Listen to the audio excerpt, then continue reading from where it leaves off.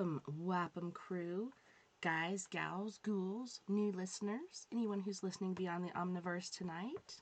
Secure your tinfoil hats, buckle down tight, and hold on loosely as we soar over the rocky tops of the La Platas on a rocky mountain high, get sucked into the vortex of the Four Corners, and settle down snugly at mile marker 420 in colorful Colorado. It is Saturday, April 1st, Sunday, April 2nd for those of you across the pond and beyond. Good morning, good afternoon, and good evening to you, and welcome to We Are Paradox Media's Late Night in the Rockies. I'm so glad you could join me this evening on We Are Paradox Media's Late Night in the Rockies, wherever you may be listening. If you're listening live right now, you may be listening to me on KPNL Radio, which you can find on kpnl-db.com. Actually, it's KPNL Radio at kpnl-db.com. You may also find us on eTalk Radio, which you can find on etalk.tv/radio, as well as Spreaker under We Are Paradox Media. If you want to listen to us in your free time, whether you're working it, or working out, you can listen to us under We Are Paradox Media at Spreaker, Twitter, Spotify, Apple Podcasts, Google Podcasts, iTunes, iHeartRadio. Let's see. Did I already say Apple Podcasts, Google Podcasts, Castbox, Tumblr, SoundCloud, TuneIn Radio, Deezer, Podcast Addict, Podcast Chaser, Podvine, as well as YouTube. We are live on there as well. We are also live on Twitch right now. So please, if you don't mind, mosey on over to our YouTube. Please subscribe and like any video that you've either listened to or watched. As we are back on video once more. So, it was for quite a while we were on video on Periscope, but then Periscope got bought out by Twitter, and I don't know, we've been over there a couple times, but I don't know, I have way more followers on Facebook, so I tend to be over here more. So tonight we are doing story time with me, TessaTNT, and then tomorrow night we have Mr. J and Miss Marie Yates, and they're an awesome paranormal couple. They've done so much as far as paranormal investigations. They've been on a ton of paranormal shows, so that show is going to be epic. Can't wait to do it. Next weekend is going to be a little different as we have Easter. Easter is already upon us. I can't believe it. I was thinking it was at the end of this coming month, but it's not. Please excuse my congestion. I do have a lovely spring cold going on. And I did forget to do something. I actually forgot to upload my tunes for story time. So let me upload this one really quick. So we have a little background music to go along with these stories. It fills it out a little bit more. I kind of enjoy that. That way you're not just listening to me and the clock tick, and I'm hoping the way I have my microphone set, you don't hear the fan. Okay, so let's do the creeper. That'll work. And I think that should be enough. I might boost it up just a little. So I've been kind of playing around with this sound since I've been doing, playing with the butt and banana, the banana butt. It's been kind of funny. So let me know if this is too loud, but it looks just right. It might even still be too low. Let's pump it up just a little bit more. 62 looks good, but let me know in the chat. Also, let me pull up this chat really quick here on my phone, because for some reason, like, I can see what I put in Facebook over here. I even got a little squeak in my throat when I breathe in. I feel like Wheezy from the Jeffersons. Jeez, oh Pete. But yeah, I don't want to miss any comments. So just turn down my ringer.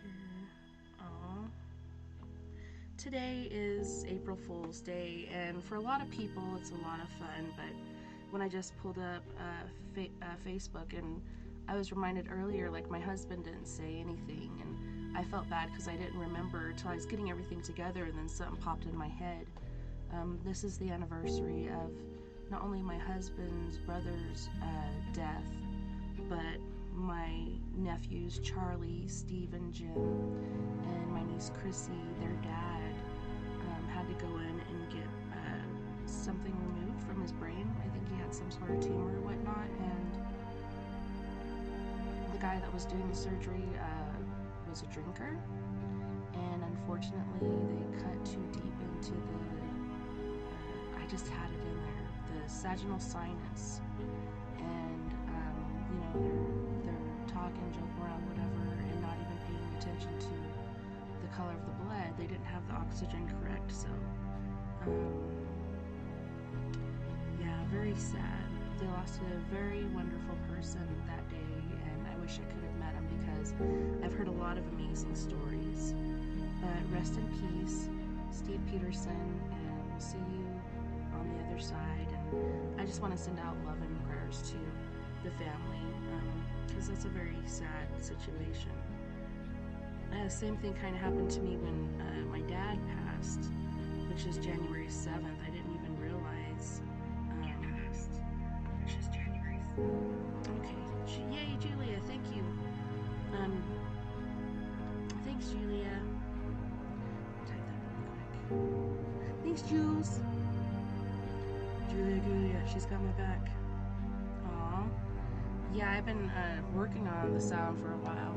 But yeah, even my dad's anniversary, like, went through the day, and then, oh yeah, my dad passed away today. And it's been, holy shit, like, almost 20 years since he passed, and it feels like just yesterday, so you don't really get over it, you just kind of get used to it, you know, you kind of learn to live with it. Let me get a hold of my daughter really quick, too, to bring the hellhounds in. Hopefully she gets this. I might have to call her. Oh, yeah, they're starting to get their stuff on. It's like once they hear me talking in here, then they start to rumble. Can you please bring the hellhounds in?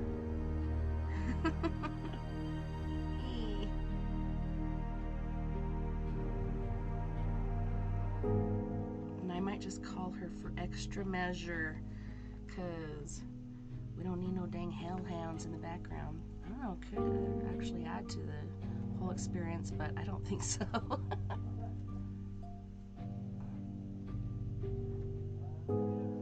Can you please bring in the hellhounds? They were being quiet, but now they're starting to, you know, get all feisty. Awesome. Thank you. Love you too. Aww. I love my kids. Nova, she's 19 now. I still can't believe it. Excuse me. But yeah, I've been waking up with the, I don't know if you guys watch SNL, the Yeet Skirt song. Yeet, skirt, yeet, skirt, skirt, yeet. Drop it, lock it, pop it. I've been waking up with that in my head for the last couple days. Hello, beautiful sister Sandra. So lovely to see you. I love your pictures of your granddaughter. They're awesome. Alright, I'm trying to think. You know, there's a lot of shit in the news, and I really don't want to talk about it because a lot of it's depressing. You know, Trump has been charged again, and I don't know if you saw the thing that I posted the other day about The Simpsons and how a lot of their timelines tend to come true. So, according to The Simpsons, Trump will be president again in 2024. We'll see what happens. Also, nuclear war between America and China. What was the other one? Oh, Russia, like, forget the Soviet Union, something like that. But that happened last year. They don't want to be remembered as that. They want to be remembered as Russia. But that was pretty interesting. If you didn't see that, go to my Facebook page. It's on there.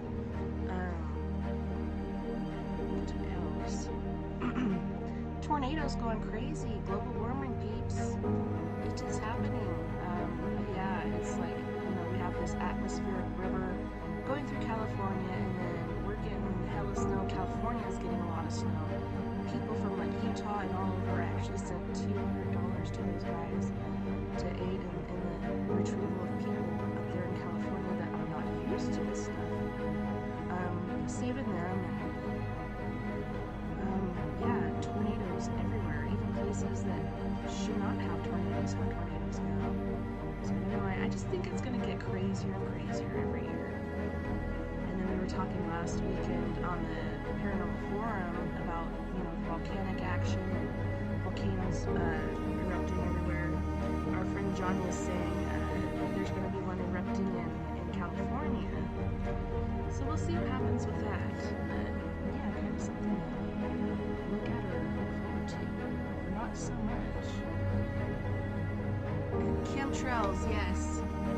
Man-made weather. Yeah, and when I'm down in Phoenix, there's chemtrails a lot, but there's chemtrails here too. I think there's chemtrails everywhere. So anytime you see a jet stream and it's like an X, that's supposed to be chemtrails.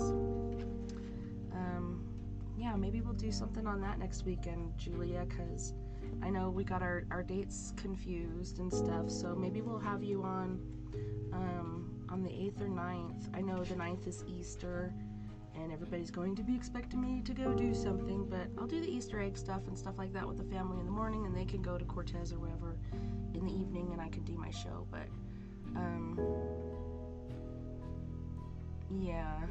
yeah, and I've seen different things about that, Julia, where, so she said they fly out of the airport run by the CIA. They fly out of general airports as well, and, there's been pictures that people go on there and instead of being filled with, seats and stuff, there's different containers and whatnot that put it out. And one of my friends, Carl, is no longer, well, he is my friend, but he doesn't come and visit with me anymore. But we got into it about chemtrails, and he's like, those are just jet streams. And I'm like, well, I know what jet streams are. Like, they show up and then they dissipate like jet streams do. But chemtrails tend to stick around a little longer. I don't know, and people would talk about conspiracy theorists and stuff like that and how we're all cuckoo for Cocoa Puffs.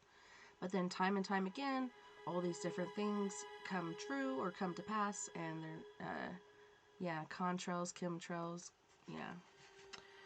So whatever. Okay, so let's get out of that. We'll do that next weekend. If you want. It's up to you, Julia. But tonight, we are going to do death.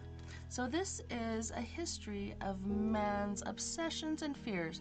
This is by Mr. Robert Wilkins. He's done a very good job with this, and there's a lot of interesting and disturbing facts within this book. So this part of 20th century embalming is step-by-step embalming.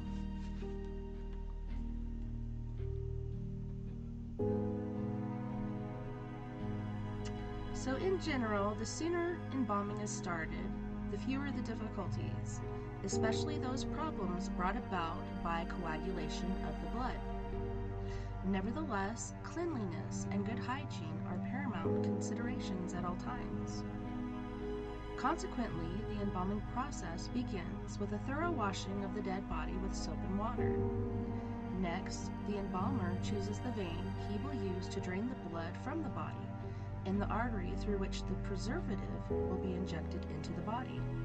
Sometimes 2 drainage veins are used, the femoral in the groin below the heart, and the axillary in the armpit above the heart. Massaging in the direction of the heart helps to break up small clots that may have formed in the blood vessels. By clearing such obstructions, the injection of fluid can be facilitated. If the axillary artery in the armpit is used, 2 or 3 pints of preservative are injected in the back of the hand. Injected in the direction of the hand. Fluid will begin to fill the arm, and the veins on the back of the hand will become prominent as the fluid circulates towards the heart and eventually drainage out of the body. When the fluid is directed towards the head, the cheeks become fuller and firmer, and the eyeballs and surrounding skin become harder. When between 4 and 6 pints of fluid have been injected, it is time to start draining from a vein. It is axiomatic that inadequate drainage will result in poor preservation and premature decomposition. Initially, the fluid that is drained is thick blood, but as the embalming fluid circulates in the body, the blood draining out becomes thinner and thinner. If drainage from a vein proves difficult, it may become necessary to drain directly from the heart by using a wide-bore trocar. Circulation of the embalming fluid is facilitated by devices such as handheld vibrators and rolling massagers, or even by manual shaking or rocking of the table. Over-enthusiastic massage is to be discouraged, since the skin of a corpse is extremely vulnerable to trauma. In extreme cases, when drainage is meager, outflow can sometimes be enhanced by delivering a heavy blow with a closed fist onto the breastbone in order to loosen blood clots. Less draconian methods of encouraging drainage include the simple expedient of raising the deceased's feet off the table by 10 to 15 inches. The embalming procedure just described will generally ensure that the vessels of the torso, limbs, head, and neck are drained of blood and replaced by preservative fluid, which will harden the tissue and delay decomposition. But what of organs, such as the intestines, which harbor countless millions of bacteria and which are not reached by the embalming fluid? Cavity embalming has been introduced to prevent such organs causing rapid decomposition and putrefaction. The principle of cavity embalming is simple. A trocar is plunged into the abdomen just above the navel and is thrust in all directions in order to pierce the stomach. Intestines, rectum, bladder, and liver, which is usually engorged with blood, sucking out bits of tissue, blood clots, food, feces, intestinal gases, and urine. The instrument is then pushed through the diaphragm and into the chest, and the lacerating and sucking continue. The process is akin to sucking out a blocked drain. When suction through the trocar is complete, concentrated preserving fluids are introduced into the abdomen and chest in order to reduce the likelihood of decomposition. Special attention is paid to the face, since this is the part of the body left uncovered. At death, the lower jaw falls downwards and backwards, and the mouth hangs open. I've actually seen videos about this. I don't know if you've watched this lady. She does a lot of interesting stories, but one of them was how they close the jaw. I'm trying to remember what she's called, but I'll look that up during next week. The embalmer closes the mouth by an intricate process of internal stitching. A needle is passed from the inner surface of the lower lip, up in front of the gums, through into one nostril, across to the other nostril, and back again into the mouth behind the upper lip. The thread is drawn tight, pulling the lower jaw upwards and forwards. Another method is to take the needle from behind the lower lip, down below the bone of the lower jaw, up through the floor of the mouth, out between the teeth, and into the nose. Dentures are replaced before the knot is finally tied. If there are no dentures, cotton wool is placed between and in front of the gums in order to give a more natural appearance. A great deal of an embalmer's expertise is in producing a natural and pleasing contour to the mouth. Most embalmers aim for a slight separation of the lips after a pumice has been used to polish and expose teeth. I think it's a pumice, not pumice. A colorless nail polish may be applied to the teeth with a pleasing effect. Yeah, because stuff kind of tends to dry out, so I could see how that would work. Never thought of that. Alternative procedures done only with the family's permission include loosening protruding teeth with forceps and realigning and removal of protruding teeth, and the replacement with a cardboard strip. The appearance of the eyes is important. They must be neither bulging nor sunken. Contact with concentrated preserving fluids tends to produce dehydration, wrinkling, and hardening of the eyelids. Sunken eyes can be corrected by slipping a thin piece of cotton or tissue paper under the lids. Those that are grossly sunken can be corrected by an injection of cream directly into the eyeball. Eyelids can be helped to remain closed by coating the margins with Vaseline or eye ointment. Modern embalmers do not aim to preserve a corpse for longer than a week or so. Nevertheless, there are a small number of outstanding examples of exceptionally well-preserved bodies. Lennon and Eva Peron are two cases in point. The embalmers of ancient Egypt were often treated in a very ambivalent way, being venerated and despised. They were essential to preserve a body for use in the afterlife, yet because of abhorrence of the idea of mutilating the dead, the cutters were ritually stoned after they had made the first incisions. Today, embalmers are neither venerated nor despised, though social commentators openly question the precepts upon which these expensive practices are based. So the next one is preservation by freezing. Okay, let me merge this over. You almost saw my mermaid picture. So the fact that bodies can be preserved almost indefinitely by low temperatures was poignantly demonstrated in 1954 with the discovery of the Inca prints on Mount Cerro El Plomo in Chile. The body of a 10-year-old child was found by a shepherd near Santiago at an altitude of 14,000. He had died 500 years before, probably after having been lost and had squatted in the cave to keep warm. The state of preservation was remarkably good. He was dressed in a tunic, wore embroidered leather slippers, carried a doll carved from shell, and had a colored bag containing his nail parings, cut hair, and milk teeth.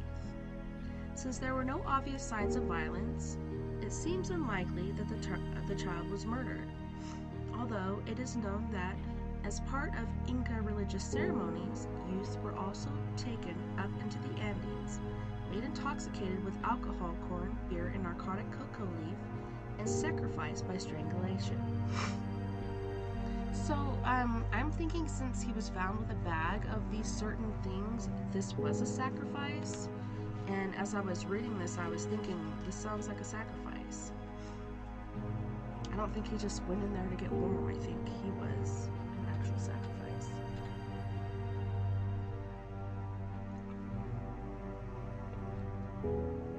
Cryonics. The reports of death are greatly exaggerated. Mark Twain, 1835 to 1910. The science of cryonics depends upon two basic premises: that the human body can be preserved indefinitely if stored at a very low temperature, and that, given enough time, medical science will find a cure for the disease that killed you. Reverse its pathological effect, aka death, and bring you back to life. At the time of writing, it is estimated that between 11 and 15 corpses have been frozen and are patiently awaiting future thawing. Though not all of them can be accurately described as corpses, since some of the people who opted for neurosuspension alone at a saving of roughly $60,000 are stored as disembodied heads. Yeah, and I know, okay, so I'm wondering when this was written, because I know at this point, there's way more than that. So many people are, cryogenically frozen. Let me see if I can find, real quick, when this was written. Oh, well, that explains it. So copyright was in 1990. Sorry guys, I had a bad cold this week. Still trying to kick the NyQuil and DayQuil, but I still have like in between here and here some congestion. But yeah, disembodied heads, that reminds me of Futurama, where Nixon's head was there. He's not a crook. Cryobiologists, those scientists who study the preservation of organs and tissues at low temperatures, accuse cryonicists of being charlatans who have found a lucrative income by merchandising a totally unrealistic method of achieving immorality. They're freezing meat, not living cells, as Dr. David Pegg, a cryobiologist at Cambridge University, so succinctly puts it. Essentially, the biologists maintain that the freezing process itself produces such profound and irreversible damage to the cells of the body that resuscitation and restoration to normal function will never be possible.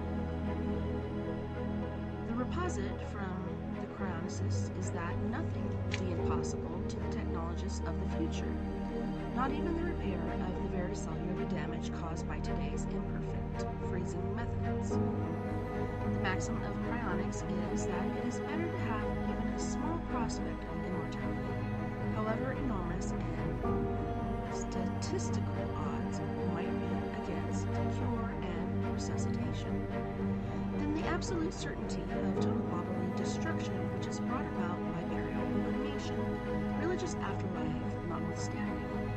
So then that brings me to AI and like Avatar. Can we take the person's thoughts and feelings and everything and put that over into an AI or an avatar or something like that?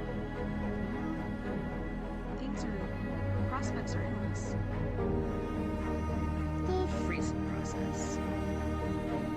The persuasiveness of the cryonicists' arguments owes much to the subtle interweaving of fear of death and hope for immortality, all couched in scientific jargon. Unfortunately, much of the published scientific material is quoted out of context and consequently often has little or no relevance to the issues being debated. Death is divided by cryonicists into 3 stages. 1. The cessation of respiration and circulation of blood, i.e., the failure of the lungs and heart. In this stage, resuscitation is possible given the close proximity of medical expertise and equipment. 2.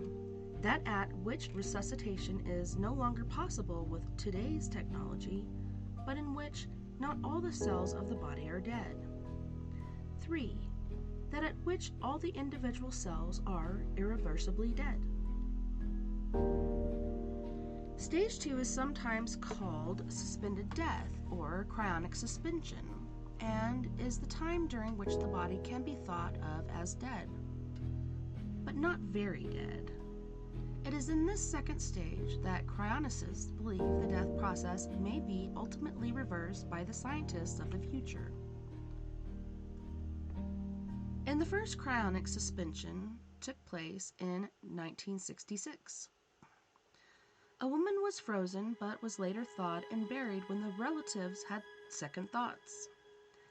The distinction of being the first freeze must therefore go to James Bedford, a 73-year-old psychology teacher who was frozen in 1967 by Cryonic Society of California, an origination run by Robert Nelson, a television repairman. Don't trust the cable guy.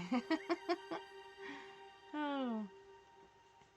3 years later, a newspaper reporter discovered the abandoned and decaying bodies of 8 of Nelson's clients. Oh no. Nelson was sued and ordered to pay $900,000 to the families of the deceased. Bedford, however, was not one of the 8, having been previously transferred to the care of another cryonic organization. The financial problems bedevil cryonic organizations, and A number of them have had to return the bodies to relatives when funds to pay for liquid nitrogen have run out. The wish to be frozen after death is a highly personal decision with both legal and financial implications to the freeze, and is not a procedure that can be instigated at your deathbed by yourself or your relatives. Freezing must be planned years before, preferably when you are young and healthy, in order to make adequate financial provision. Even with such fiscal forethought, it would appear that the chances of successful freezing are inordinately affected by the location in which you die. If you are a client of Alcott Life Extension Foundation, the optimal place to have your heart attack is within the greater Los Angeles area, always assuming that living in LA would not accelerate hardening of the otherwise healthy arteries, since that is the base of Alcor's Emergency Response System, ERS, a complex network of trained technicians on 24-hour alert. Less sophisticated networks are located in Northern California, Indiana, Florida, and Britain. Paid-up members wear a metal tag at all times in order that brief instructions can be gleaned by passers-by about emergency stabilization. This advice would then be supplemented by telephoning the freezing center, which would dispatch the Los Angeles Rescue and Transport System, LARATS, to the scene. Its fully equipped ambulance carrying state-of-the-art mobile advanced life support systems, MALS, including heart-lung machine, pumps, oxygenator, heat exchanger, and independent power supply for members living within the LARATS region. Rapid response in the event of an emergency is often just a phone call away. And for the rest of us, with enough prior warning, technicians will be sent to stand by at the patient's bedside. When death is diagnosed, the corpse is promptly connected to a heart-lungs resuscitator, HLR, to maintain circulation and respiration. Drugs, such as anticoagulants, are administered, and external cooling begins by packing in water ice. The femoral vessels in the groin are used to facilitate further cooling. Outside the LARATS area, the body is taken to a local mortuary, and the blood is replaced by tissue preservation solution, TPS, packed in ice and airlifted with minimum delay to California. Besides preservation of the tissues, there is the need to protect the tissues from injury brought about by the freezing process itself. Such cryoprotection is afforded by substances such as glycerol and sucrose. The perfusion pressures of the injected solutions are monitored by direct visualization. Through a small hole made in the skull, observations are made to detect any swelling of the brain. Before the scalp is sewn over, a patient is then placed. A probe to measure the surface temperature of the brain is left in situ. The patient is then placed in 2 protective plastic bags and slowly cooled in a bath of silicone oil over 2 or 3 days, down to a temperature of minus 77 degrees Celsius. The patient is then put in a pre-cooled sleeping bag and gently placed in a special storage unit, likened to a large thermos flask, cooled by liquid nitrogen down to a temperature of negative 196 degrees Celsius. The body is then protected against fire vandalism and seismic damage to await the brave new world. So there is a picture here, and it says Juan and Eva Perón, which we read about earlier, reunited in death, lie side by side in the presidential chapel in Olivos, 10 December 1974. Her body is reputed to have been experimentally or expertly embalmed. So here's that picture.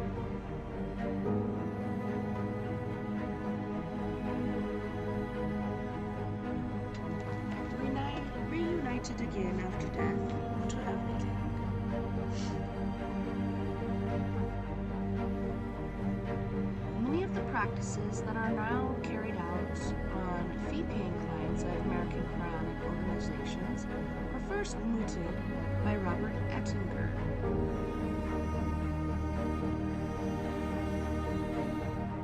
Sorry, I was just looking over in the chat. I see people going in and out, but I'm not seeing a lot of anything else. Alright. A college physicist in his book, The Prospect of Immortality, it was Ettinger who identified the need for cryonic preservation, its likely methods, and the inevitable difficulties, practical, social, and ethical. Ettinger looked forward to a world free from death, in which everyone lived eternal and fulfilled lives. Not all of us would agree with Ettinger's utopia. I am convinced that in a few hundred years, the words of Shakespeare, for example, will interest us no more than the grunting of swine in wallow. Not only will his work be far too weak in intellect and written in too vague and puny a language, but the problems which concerned him will be, in the main, no more than historical curiosities. Neither greed nor lust nor ambition will in that society have any recognizable similarity to the qualities we know. Ettinger cited a number of cases of revival after death and gave pride of place to a Soviet professor who had been involved in a road traffic accident in 1962. He sustained a fractured skull, brain injuries, 9 broken ribs, and a punctured chest, fractured pelvis, ruptured bladder, paralysis of his limbs, and poor circulation and respiration. He died 4 times and was resuscitated. In 1963, he was still alive and improving. While such anecdotes testified to a dogged determination to cling to life, they did nothing to further the debate about the merits of cryonics. Today's zealots are just as prone to quoting portentous-sounding but irrelevant material in furtherance of their arguments concerning the scientific legitimacy of cryonics. The fact remains undisputed even by cryonicists that no human organ has yet been frozen down to the temperatures necessary for long-term preservation and subsequently recovered its formal function upon rewarming. Such recovery of function may well be achieved in the future, but will the technology exist to correct the additional injuries perpetrated on those organs by today's inadequate freezing methods? The cryonicists are in no doubt. So that reminds me, so I had to go to UPS and send off the shitty ass router that they sent me. I'm like, hey, I need the big round one. They sent me the little flat, like tiny one that does not work for me or this show. And yeah, when I went in there, there was one of those red and white, like organ donor coolers just sitting on the counter and nobody there. So I could have gone in there and just snagged it and took off with it and they wouldn't have known. But yeah, I was just like, holy shit, like they should have taken that immediately and put it away. They should have been quicker because, you know, there's an organ just on ice for somebody who needs it. So the question whether freezing and resuscitation will ever become a reality is not as interesting as debating some of the implications and consequences of successful cryonic preservation. Recall the 500 million people embalmed in ancient Egypt, and remember the sole purpose of mummification was ultimate rebirth. Suppose that, by some miracle, all the mummies had escaped the attentions of plunderers and were intact today. Further purpose that 20th century medicine could revive those ancient Egyptians, cure their fatal diseases, and grant them life anew. How many would we resuscitate? Would we really seriously think of bringing back to life all 500 million? And if not, whom would we choose? Pharaohs, of course, a few priests, some token peasants, but what about the other 4,099,999 so like 499 basically million, 499.99 million. What about the vast majority of average citizens, such as you and me? The official answers to the who would be bothered. Okay, so let's go back to that. Is it really up to us to bring these people back, or are they embalming for like the end times when all bodies are supposed to rise up for the last battle against good and evil?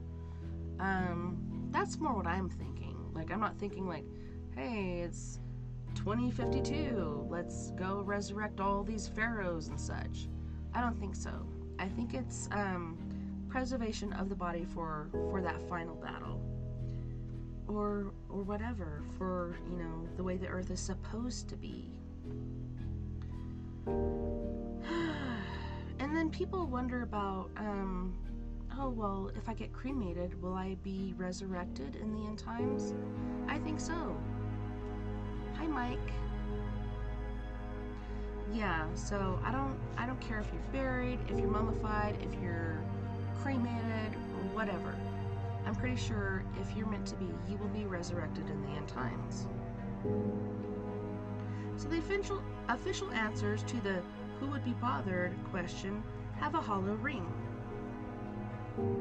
Hey, Mike.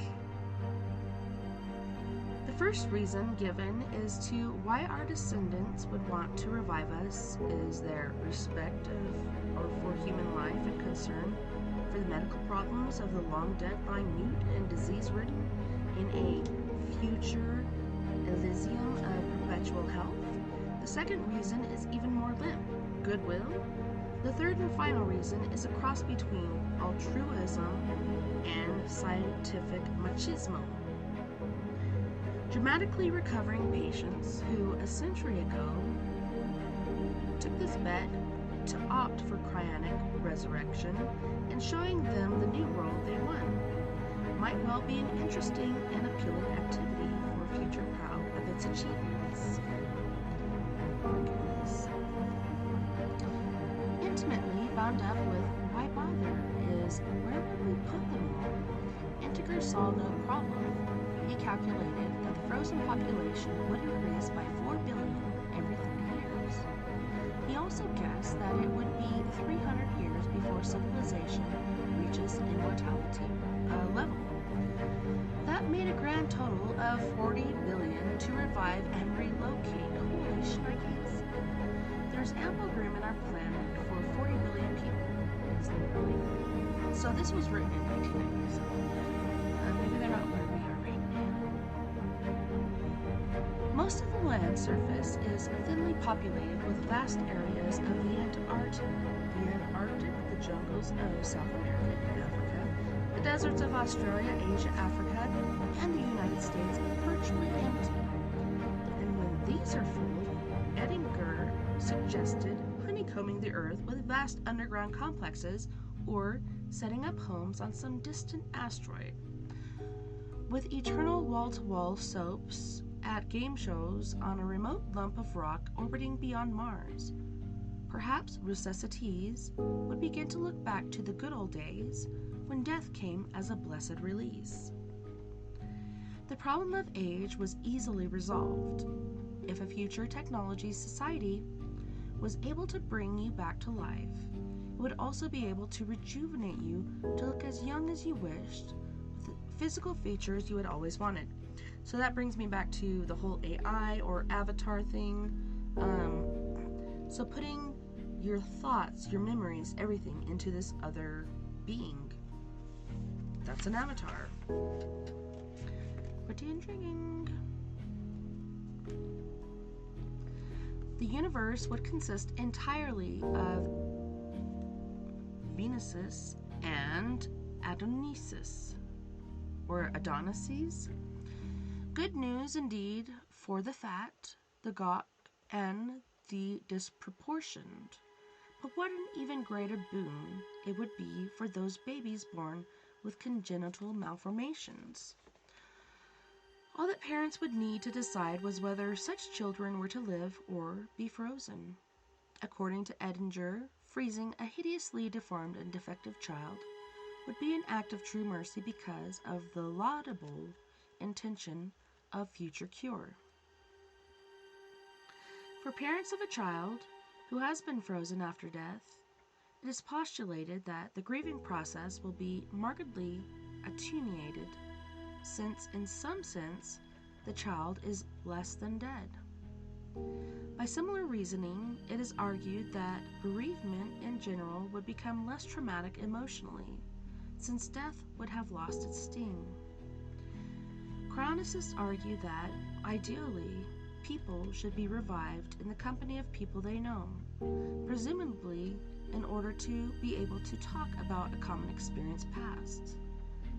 But there can be no guarantee of synchronous resuscitation, and more reason to predict the thawing of family members would not take place sequentially. Suppose a grandfather died at an average age of a cancer which had spread throughout the body, wreaking havoc on the function of every organ of the body. Suppose further that his grandson had died of a bullet wound in the heart in his mid-20s. It would be reasonable to suppose that the effects of a single bullet would be simpler to rectify than the multitudinous damage of a decimated cancer. Is the grandson to be revived before his grandfather? Is the natural subsequence of the generations to be thereby reversed? Similar familiar complications can be envisaged if a widow remarried after her husband's death. What would happen when the time came for resuscitation of the woman and her two husbands? Edinger stated rather dubiously that the lover of her youth is likely to be the dearer, and his answer to this problem was simply to stagger resuscitation. The widow would be thought first, followed by her second husband. They would then live together until such time as they could separate by mutual consent. Only then would the first husband be resuscitated. In the meantime, the woman would have undergone a brainwash to expunge all memory of her second husband, and everyone would live happily everlasting ever after. I'm starting to get a build-up here. We got 5 more minutes. One of the greatest and most fundamental of the ethical questions concerning successful cryonic resuscitation concerns the identity of the person brought back to life. Replacement surgery can substitute for original and diseased organs. A pump will circulate the blood, a bellows will take over respiration, and a sophisticated filter will serve as kidney. But what about the brain? With its unique blend of personality, temperament, and memory, how can a machine substitute for your ego and very essence of what makes you unique, an individual and different from everyone else? It is a point reluctantly conceded by cryonicists. The only valid scientific uncertainty of cryonic suspension today is possible memory and identity loss due to imperfect brain preservation. But the uncertainty is not reckoned to be very great. The dubious reassurance is given that long-term memory will be preserved and that the freezes and thaws identities will be the same. If this turns out not to be the case, the questions relating to the family systems and generations will be of academic interest only, since the person resuscitated will be aware of his own identity and be less than interested in the identity of his relatives. See, I don't agree with that. Like, I would remember more my family, the generations before me, the generations after me, instead of, education. We go through education and a lot of shit we knock out because it's not pertinent. We don't need it. But family is family, and that stays forever. So I don't agree with that shit. Those cryonicists can suck it. Okay.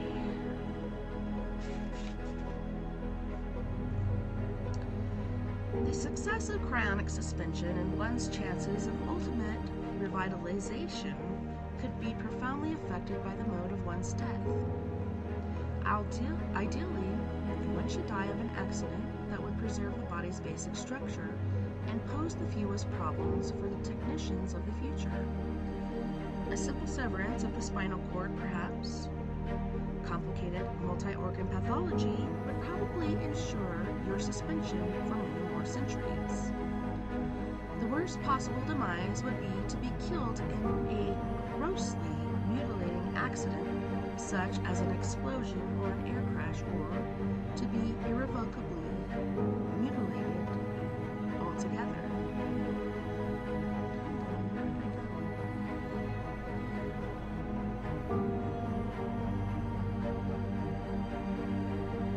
Irrevocably altogether, as in the jaws of a shark.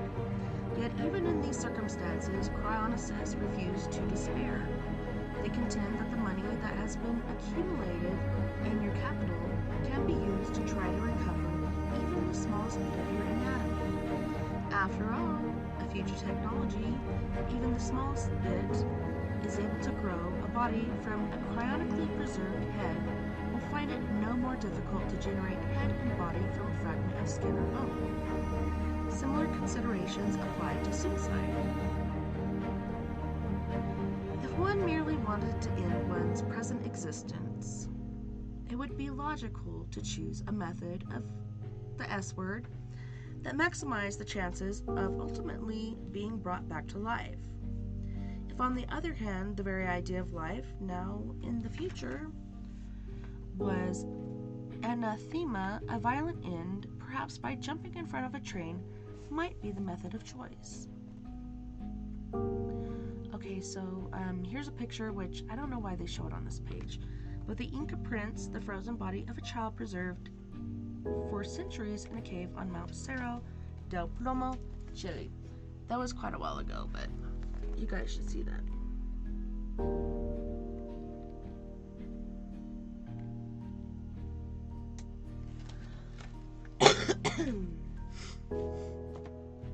And what of murderers and their victims? If one committed a clean homicide by shooting someone through the heart with all the increased expectation that the victim will be frozen and later brought back to life, is one to be treated more leniently in court than if one did away with one's victim by pulverizing him in a concrete mixer? If one did resort to a violent murder which compromised the victim, cryonically speaking, should the justice system similarly deny any chance of a second coming by condemning such murderers to death in an equally final fashion? And will failure to freeze a relative lay one open to the charge of intentional homicide? If even cryonics has shown to work, it would be seen as immortality for the rich, since only the better off would be able to divert the large sums of money needed to provide for the guaranteed storage at low temperatures for perhaps hundreds, even thousands of years. It would not be an option for the poor and would be reminiscent of the posthumous treatment afforded to paupers by the terms of the Anatomy Act. And what if well-off families suddenly suffered a change in their fortunes? Is permanent death to be the penalty for default on payments? If cryonics was shown definitely not to work, what about the huge amounts of cash that would have been invested in a vain quest for life everlasting? The stock answer to questions about money-back guarantees is for a potential freeze to observe that, if by some mischance he remained dead permanently, he would surely have no need for money. This nearly eschews the issues to which others have put his money in the meantime. Chronics can evoke strong passions. Psychoanalytically, some see it merely as the substitution of repression by denial as a defense mechanism against those anxieties invoked by the prospect of death. Chronicists often claim that at least they are doing something positive to combat death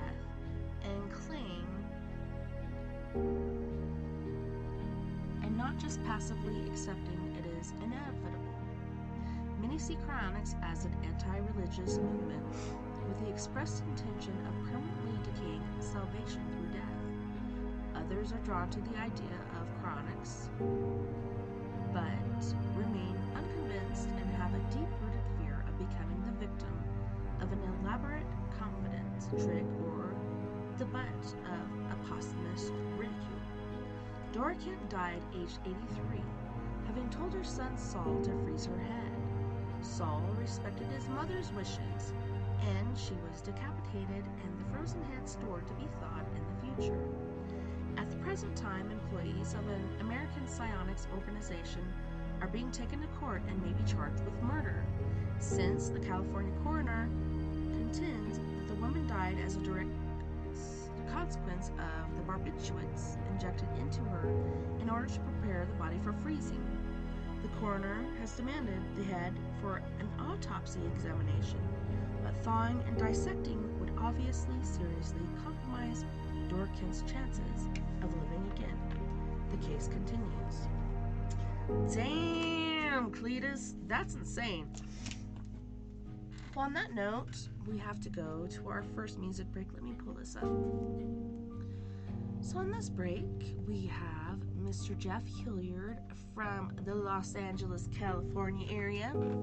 He's going to be singing an 80s ballad called Abandon, a song that I love that's won many prizes: Consensual Sex Van, Silicone Wave, Cocknut Hills, and Good Life.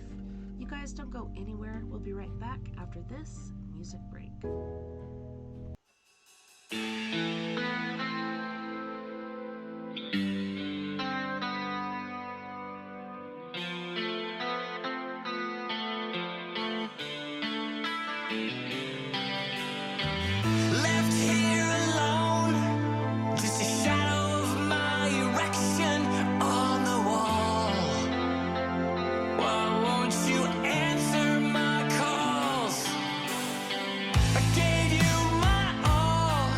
With the love we made together, oh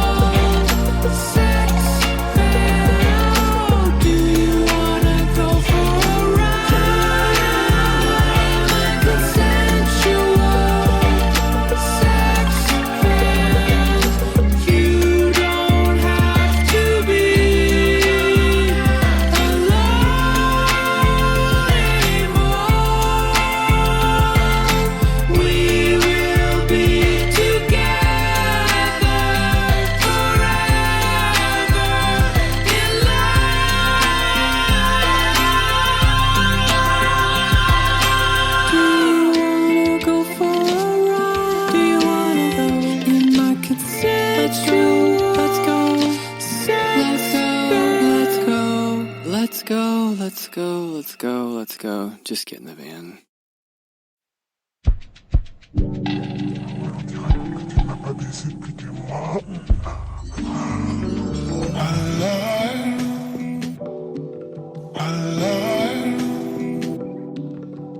I just got a package, I can't wait to get home. I spent all day tracking the shipment on my phone, all that she was lacking. I ordered custom, I can't wait to get some. Take it to the bedroom, bitch is always nagging. Now I got the air, I send this bitch is packing, going my way. I have a new attraction, don't care what you say, it's better in every way. Now baby it's time to play, we're gonna make us a tape and show everyone the way. Cause I'm going my own way, riding up the Silicon Way. I won't see on the game with my new real dog, I'm gonna play. Just second way to Mount Silicon Way. She is here to stay, she's my new real dog and it's time to play.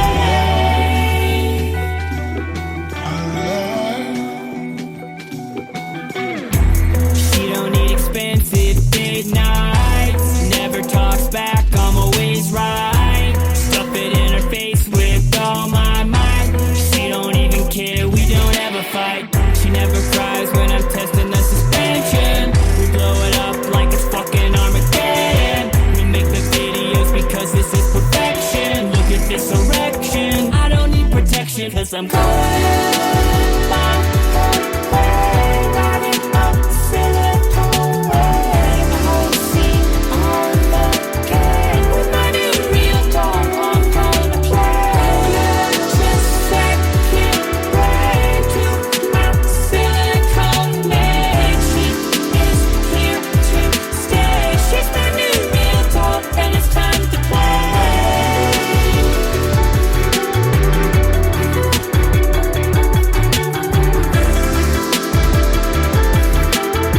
With my new real dog, I'm gonna play.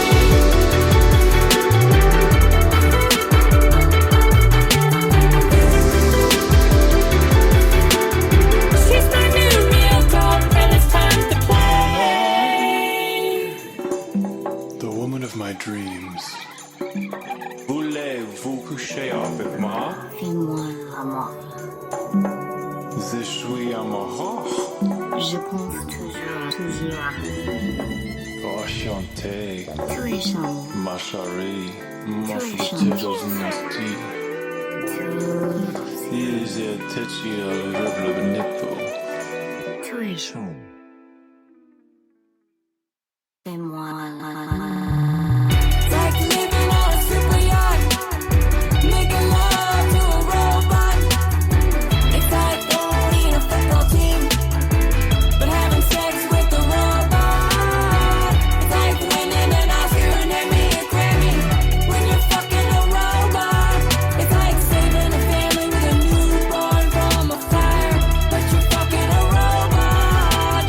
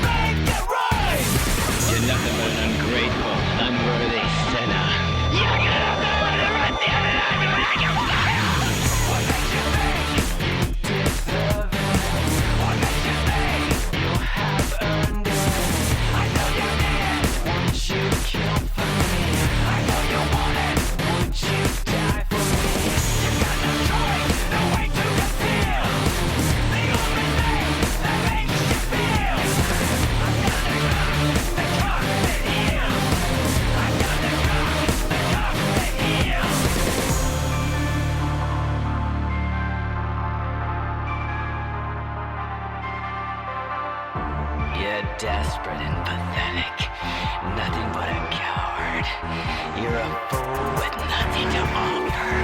No one will ever believe you. They see you for what you are. You're just a fraud, a shell of a person.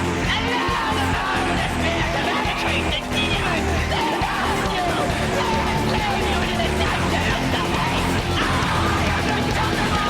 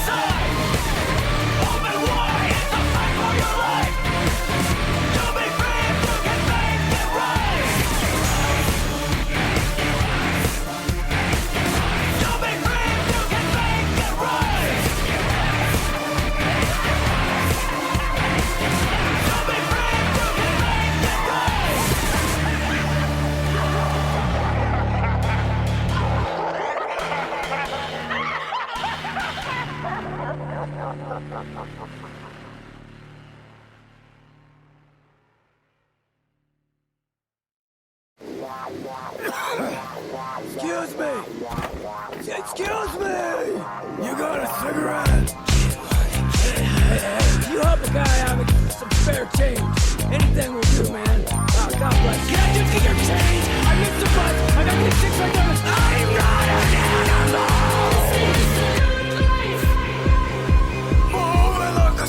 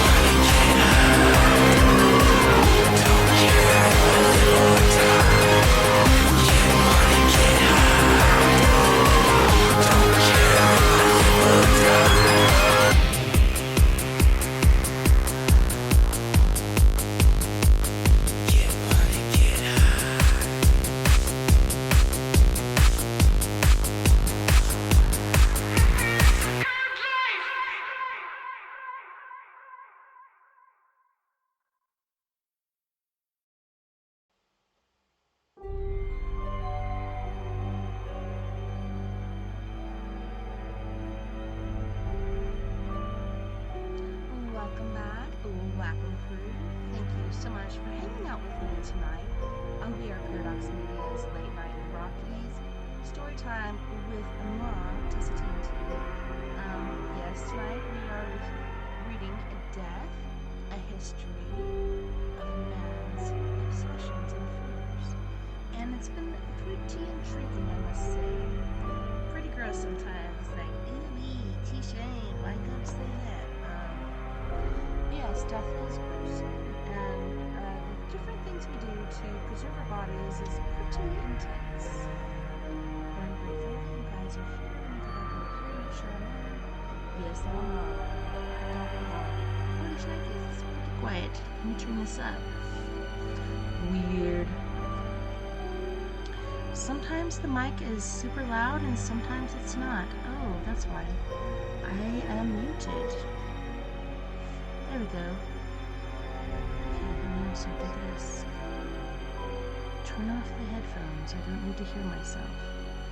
Yeah, for some reason, testes, 1, 2, 3. My mic is not picking up quite as much as it generally does. So let me know how it sounds to you guys. Maybe this is a happy medium, I'm not sure. I'm barely over the music. Maybe that's what I need to do. Just turn down the music a smidge. Hey Travis. Hey, I saw your new pictures about your friends coming to visit you. That was pretty intriguing. Thank you, Travis. I appreciate the input, especially from someone like you. You know, you're on the stage, you're in the movies. If you guys haven't been watching The Last of Us, Travis is actually in there. It's pretty intense. Okay, so the music and the sound, all the stuff is good, because it just looks like my mic is very, very quiet. Ooh. They are around, and it seems like there's more and more all the time. If you want to come on, just let me know. Use that same link I gave you before, and you can come in, and we might talk about some of this stuff instead of me reading, but that's totally up to you. You can save it till next time if you want for the next forum, which will be on the 29th of April. Sorry, I'm kind of congested. I hate it. I had the sinus headache, then it went down, and now it's like in this region, and I don't like it a lot. But yeah, Travis, like I saw those pictures with the triangle formation. I haven't seen those yet. Like the main things I've seen are like the orbs, and then one was like a mothership, and I was going this way, and I was spinning this way, and I was spinning this way, and it's pretty intriguing. Friends in the sky are all around. There are friends up there. There are also enemies. This house, that's a good one. Just making sure I got all my duckies in a row and get rid of this one. Alright. Okay, so let's count on the third hour when I do Reddit ghost stories. How's that sound, Travis? Sound good to me.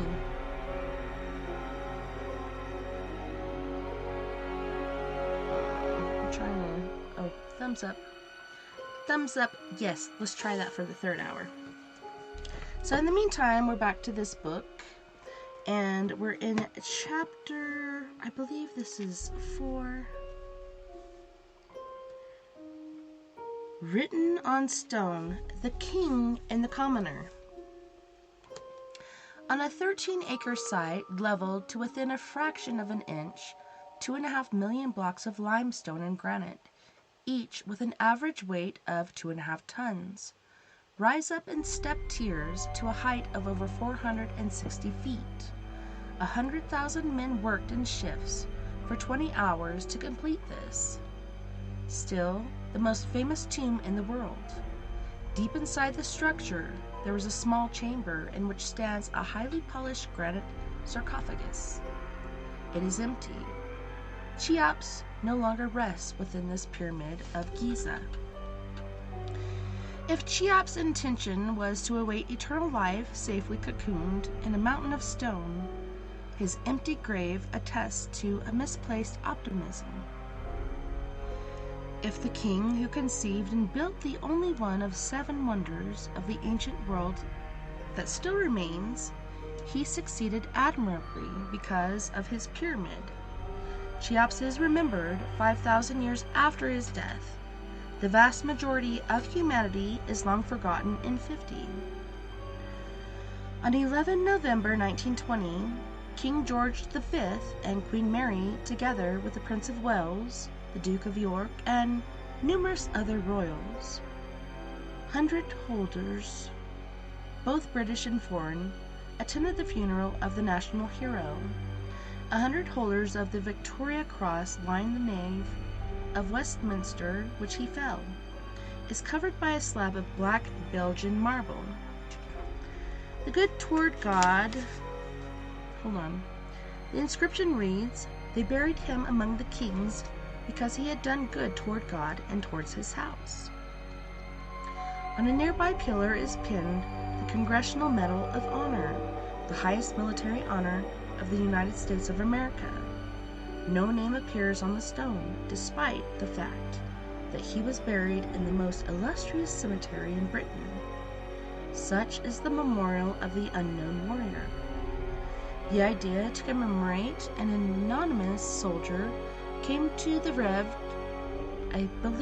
Reverend David Railton in 1916 when he noticed a grave in a black garden in Armentières comprised a small wooden cross on which someone had penciled an unknown British soldier. What could possibly link Cheops and an unknown British soldier, a king and a commoner, individual and symbol, separated by class, country, and 5 millennia? Both are dead, and both are remembered still. The need to be remembered after death and its corollary, the fear of being forgotten, is one of the most commonly expressed anxieties.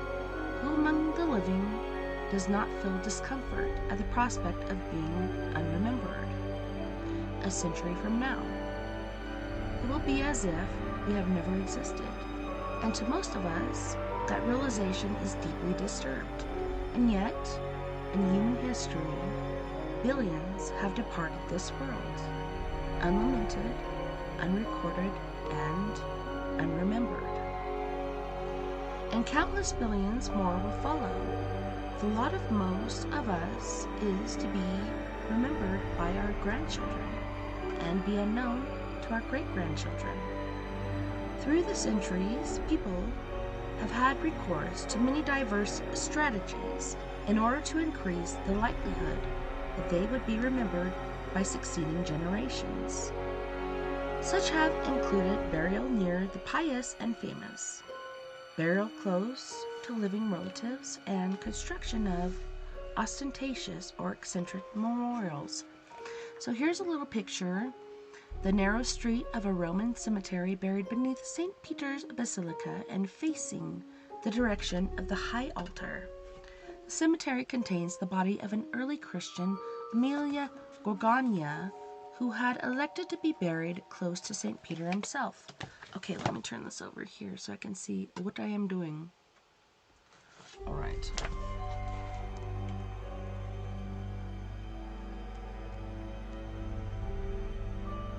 I don't know why it keeps blinking out.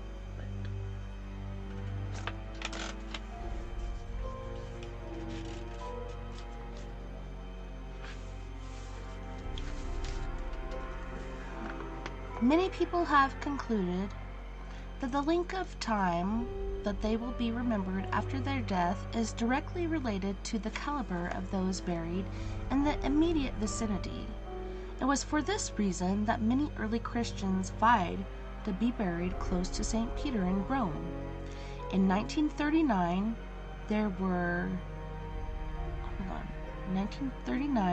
when work began in St. Peter's Basilica to lower the floor behind the high altar, a Roman cemetery was discovered.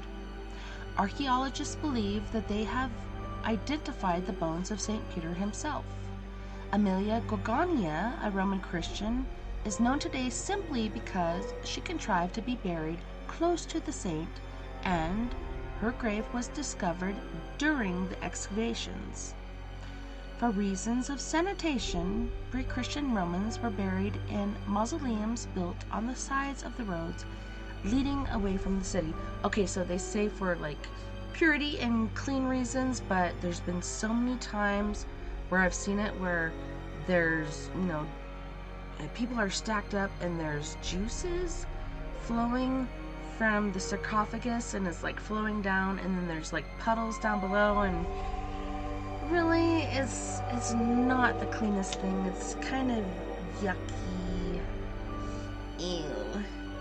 But yeah, mausoleums are pretty nice, but yeah, I think they still have a lot to learn. Maybe they need to go back to the great Egyptians. Thank you, Travis, for letting me know that. Really means a lot. For reasons of sanitations, pre-Christian Romans were buried in mausoleums built in the sides of roads leading away from the city, the likelihood of being remembered. But with the advent of Christianity, more and more people expressed the wish to be interred within the sanctified confines of churches. The privilege was bestowed by a grateful emperor. Permission was granted for him to be buried in the vestibule of the Church of the Holy Apostles, which he himself had built. Thereby, Constantine set a precedent which generations of lesser men and women would seek to copy. Princes, clerics, and rich benefactors came to regard burial within the church as a right rather than a privilege, and some, not content with the vestibule of nave, would settle for nothing less than the chancel. The church tried hard to limit such burials, but abuse was widespread, to the extent that churches became packed with bodies of the dead, with all the attendant risks of the health of the living. From time to time, ecclesiastical edicts attempted to ease the overcrowding. One such declared that only bishops, abbots, and laymen of the first distinction were to be interred within churches. The interpretation of the first frequently became a value judgment, which could be influenced by a suitably large donation to church funds. Oh yes, if your donation is large enough, then perhaps we'll put you in there, in the vestibule, right? Give me a break. The sums of money thus extorted were reckoned to be a small price to pay for the peace of mind, which came with the knowledge that one's corpse would lie in a tomb, beckoned by a long, eulogizing memorial, both sheltered from the ravages of the elements. Thus would the rich be longer remembered. But at the same time, guess what? Put that money in. Dude, okay, we pay our tithing 10%. Then, I don't know if you guys heard, but recently the Mormon Church was found to be guilty of taking tithing, putting it into, yes, April Fool's Day, as Sandra said. No, but yeah, we give them tithing, and this is supposed to go to people in need, like people who need food, people need help with rent, people with this, that, and that, and maybe perhaps to go to certain temples. Guess what? The LDS Church is putting it into stocks and bonds, and they got busted hardcore, so they owe billions of dollars. So that's why, like, when I pay my 10%, instead of giving it to the church, I give it to homeless people. I give it to people in need. And I don't feel bad about that. And yes, tomorrow I'm supposed to go and take my daughter to church. I still will be like, no, I am not going to pay my 10% to you, because I will tell them the proof that I've seen. And I will pay it to certain places, whether it be in Africa or here or there or everywhere. This is where my money goes, and you can't judge me, because I'm doing what I feel is right. I don't know, when I give my 10% to you, I don't know where the fuck it's going. Is it going in stocks and bonds for the church? Is it going for people in need? Where is it going? I don't know. But yes, I do want to take my kids there to learn the gospel. But at the same time, ain't gonna pay my 10% to you, because just now directly it is shown that you guys have perversed where my money goes, so they can't judge me on that. So the reasons of sanitation, pre-Christian Romans were buried in mausoleums. I think I already read that. Built on the sides of roads leading away from the city, the likelihood of being remembered, but with the advent of Christianity, more and more people expressed the wish to be interred within the sacrifice confines of churches. This privilege was bestowed by a grateful church upon Constantine. Yes, I did read this. So the church tried hard to limit such burials, but abuse was widespread, to the extent that churches became packed with bodies of the dead. Ew. Maybe that's where they started to build the walls underneath with like skulls and crossbones, and yeah, it kind of looked really cool. With all the attendance risks to the health of the living, from time to time, ecclesiastical edicts attempted to ease the overcrowdings. One such declared that the only bishops, abbots, and laymen of the first distinction were to be interred within churches. The interpretation of first distinction was often left to the decided by the local clergy, and frequently became a value judgment which could be influenced by a suitable large donation to church funds. Ain't gonna do it. The sums of money thus extorted were reckoned to be a small price to pay for the peace of mind, which came with the knowledge that one's corpse would lie in a tomb, beckoned by a long eulogizing memorial, both sheltered from the ravages of the elements. Thus would the rich be longer remembered. Those even richer would and could bequeath money in order to build a chapel within the church, dedicated only to their remembrance. In such chantry chapels, and in return for a financial endowment, priests would be obliged to pray for the souls of the benefactors and their families. Philippe Ariès quotes from a will dated 1416. I desire and ordain that a chapel be founded, on condition that 2 monks of the Abbey of the Saint Florent shall say masses every day in perpetuity, for the salvation and restoration of the souls of my very revered Lord and husband, and of my dearly beloved son. Sounds like this guy had a lot of loss, but yeah. Hey, can we pay our tithing toward these certain things? They're like, sorry honey, baby child, we're just gonna use your tithing for whatever we see fit. Let me see how long I have after this. Yeah, this is a pretty long one. Alright, well, let's go. So, burial in churchyards. For those denied interment within a church, burial in the churchyard became the next best thing. Yet, even here, a hierarchy of sites soon became evident, and status could be judged by the position of a plot within a churchyard. The most favored sites were to the east, as close as possible to the outer wall. In such a spot, the deceased could be assured of the best view of the rising sun on the Day of Judgment. An added refinement was to be buried parallel to the long axis of the church, head to the west and feet to the east. I thought it was head to the east and feet to the west. I don't know. People of lesser distinction were buried on the south side, while north was considered the devil's domain, suitable only for stillborns, bastards, and strangers, unfortunate enough to have died while passing through the parish. Burial of stillborn babies. in the north of the churchyard is regarded by parents as preferable to no burial at all. In the early Middle Ages, Augustinian teaching held that the fate of unbaptized children was everlasting limbo. See, that's fucked up. Until a certain age, you really don't know right from wrong. Then you learn, and then you shall be judged. But until you're like 7 or 8 or even older, it just depends on the kid. Give me a break.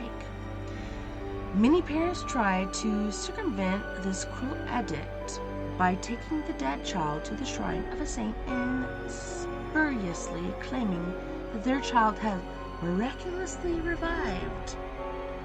A hurried baptism would then be arranged, often affiliated by a layman, and when the baby subsequently died a second time, the child would be eligible for a Christian burial. In the 15th century, in Marseilles, the parents of a stillborn infant who had been inadvertently buried in consecrated ground were ordained to exhume the body a year after burial. When a woman died in pregnancy, mother and child would sometimes share the same grave.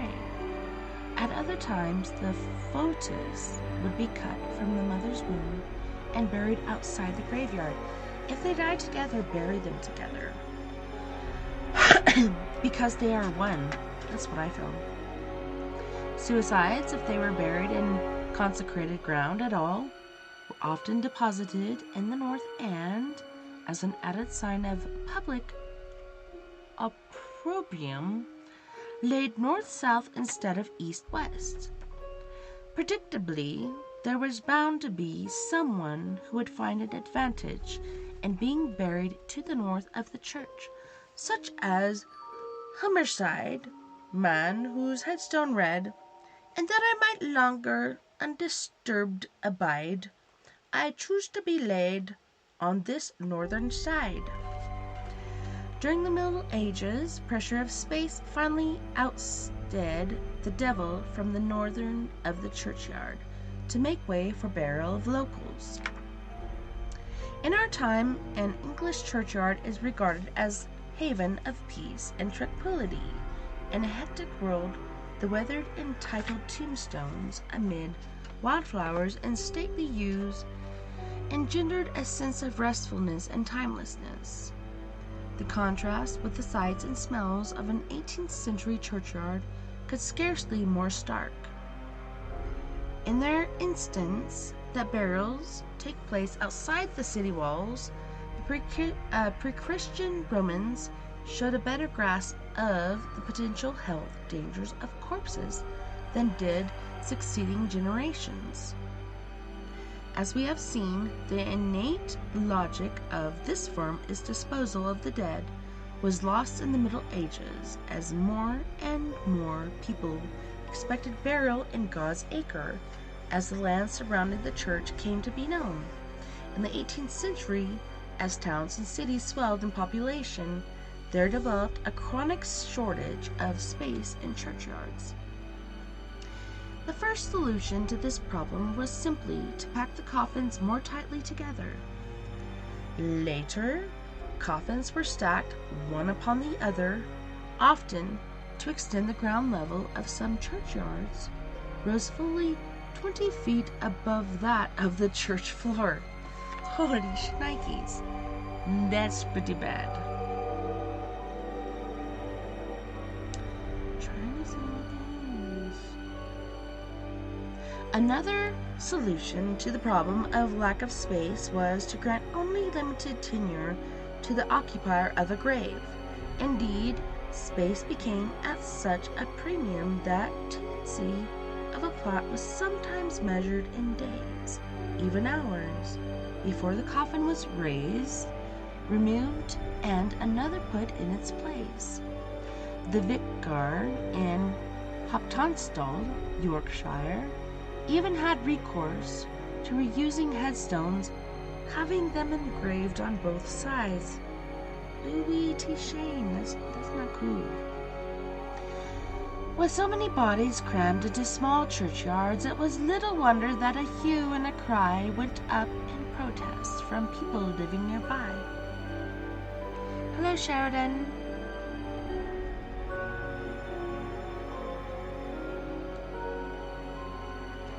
No one doubted that the putrefying bodies and vile stench posed a grave risk to health, and there was no shortage of anecdotes to attest to the illness, some with fatal outcomes, that were caused by such insanitary conditions. A crusade against the pernicious practice of burying the dead in cities and towns was mourned in 1839 by a surgeon, George Walker. In that year he wrote in gatherings from the graveyards, particularly those unwise and revolting custom of inhuming and dead in the midst of the living. It is a glorious Victorian extravaganza, replete with references to animal putrescency and noxious effluvia. My pupil, Mr. J.H. Sutton, entered the vault of St. Church, a coffin cruelly bloated, as one of the grave diggers expressed it, was chose for the purpose of obtaining a portion of its gaseous contents. The body placed upon the top of an immense number of others had, by the date of inscription on the plate, been buried upwards of 8 years.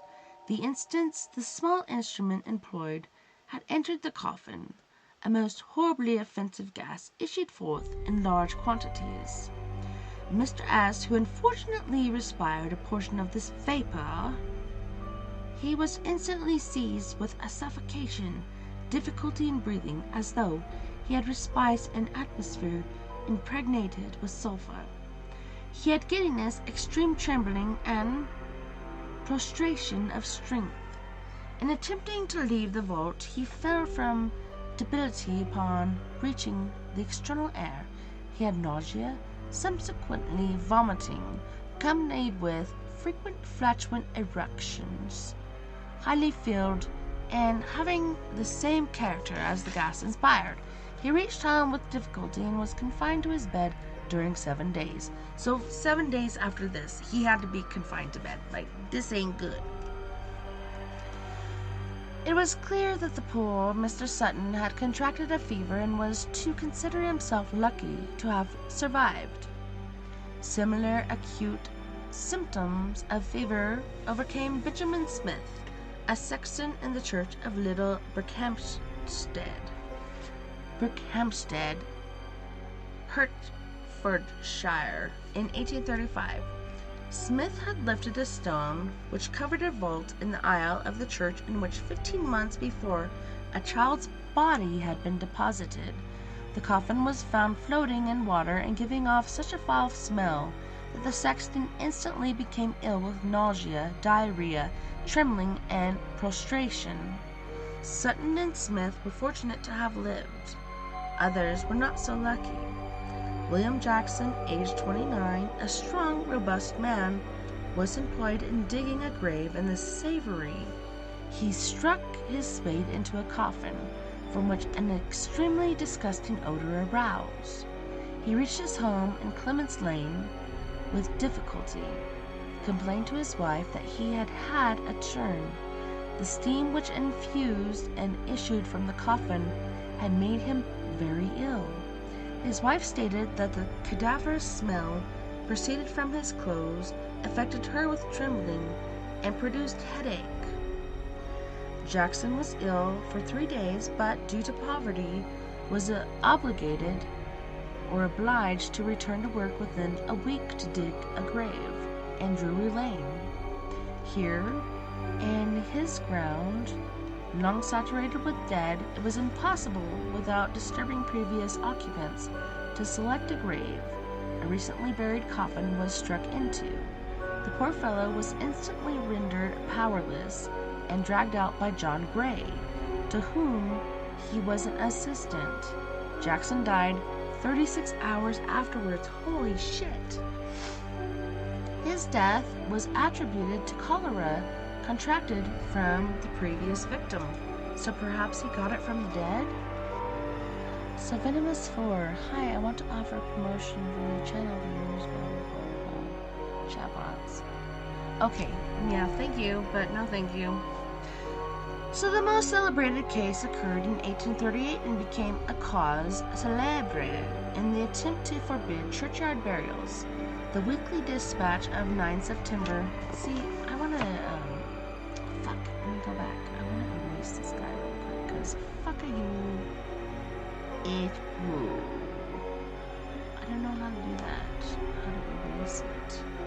No, I don't want to show it. I want to erase it.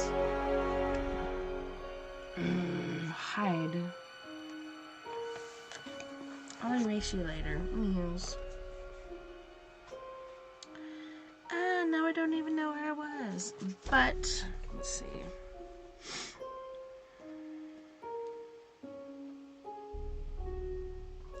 The most celebrated case occurred in 1838 and became cause célèbre in the attempt to forbid churchyard burials.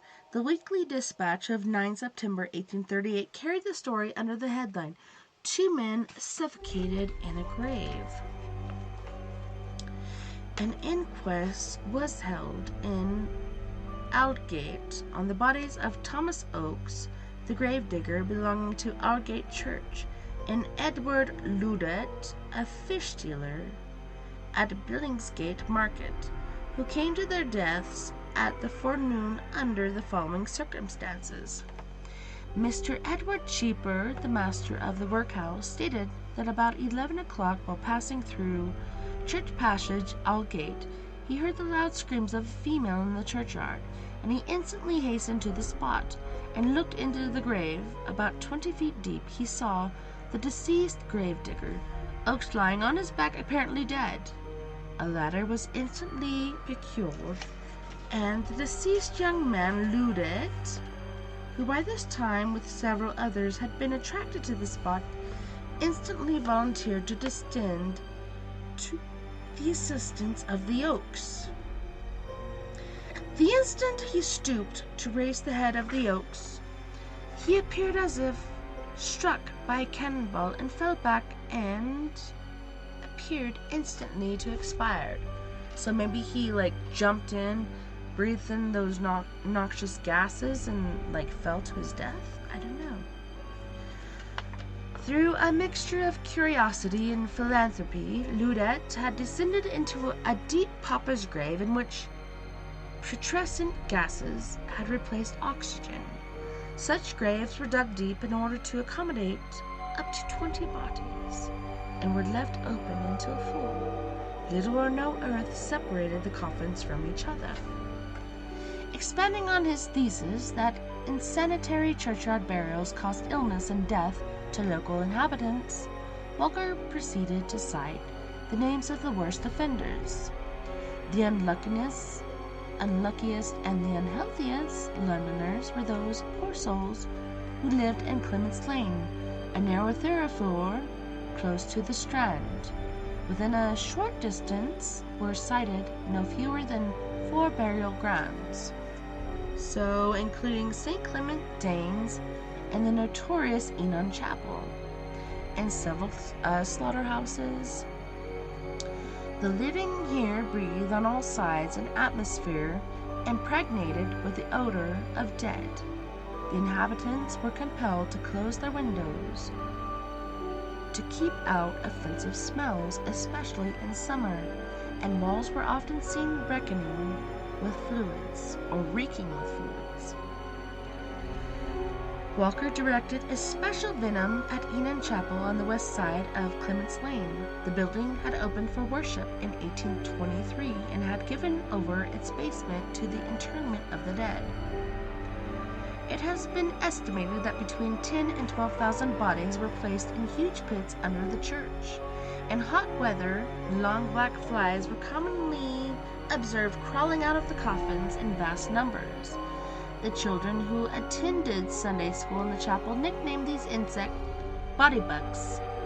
Walker likened Enon Gorgoltha and added, "Can it be thought that in the 19th century, in the very center of the most magnificent city of the universe, such sad, very sad memories of ignorance, cupidity, and degraded morality still exist? It pained this patriot to answer this own question in affirmative. Let us return to consider the logistical problems of packing so many corpses into the cramped confines of the city churches and churchyards. So, that brings me back to my great-great-granddad, John O'Brien. My dad was also John O'Brien, but the John O'Brien before him was buried and then interred into a mass grave. Like, that to me is insane. And then it was made into a playground for children. Better than, an office building, but still, holy shnikes. So, let us return to consider the logistical problems of packing so many corpses into a cramped coffins of the city churches and churchyards. One solution was to employ a variant of crop rotation, whereby fresh corpses were deposited on top of coffins long since rotted away by natural processes of decomposition. A burial cycle could be initiated with 10 or 20-year gaps between the first. Second, the subsequent burials in the same spot. Two factors mitigated against such a course of action: population and profit. The burgeoning death rate constantly outstripped the land available for burial, and the church's need for income often meant that plots had to be vacated soon after burial for occupancy by the next temporary residents. St. Giles' burial ground is frequently cited as the source of the Great Plague of 1665. There in 1838, a reporter on the Weekly Dispatch described how a newly interred coffin had been exposed and chopped away in order to make room for another. In another part of the burial ground, a drunk was digging a grave. His progress had been stopped by his spade hitting the top of a child's coffin. Undaunted, the digger hacked the coffin in two, thereby exposing a child wrapped in its shroud. In 1839, the Morning Post carried an equally disturbing report about burial practices. Mr. Poole was a sharp-eyed railway employee who had contacted the police after observing two men and a boy exhuming bodies and hurling the bits in a most indecent manner and indiscriminately into a deep hole in another part of the burial ground. Accompanied by Inspector McCaw and Sergeants Parker and Shaw, Poole set out to investigate. They discovered a black market in second-hand, hardly used funerary furniture, whole coffins, bits of coffin, wood for sale as fuel, coffin plates, and coffin nails. As soon as grieving relatives had departed, and on the orders of the undertaker, these men would exhume the bodies and dump them in a vast communal grave in a remote corner of the burial ground. In this pit, Poole was able to discern arms, legs, heads, torsos, in varying degrees of decomposition. E.T. Shane, we're almost done. In June 3rd. Okay, so before we go here, so here's a picture: Angels Triumphant at Kensal Green Cemetery, London. This Corinthian temple, beckoned by Baroque angels and erected in 1870 on the memory of Mary Gibson, is just one of the large variety of magnificent monuments which qualifies Kensal Green to be regarded as arguably London's most distinguished cemetery. So check this picture out. That's very pretty. I like that. It's beautiful.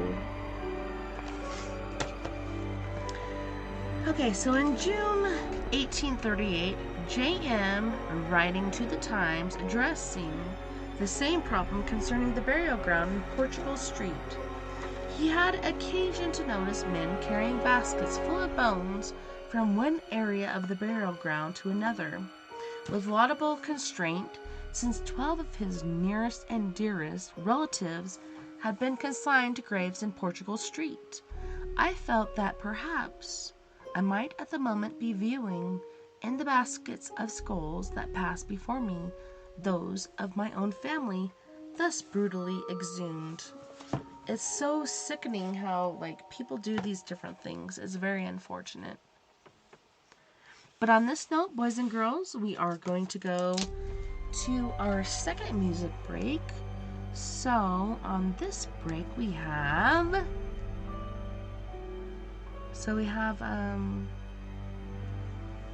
Jeff Hilliard from Los Angeles, California with Multitude.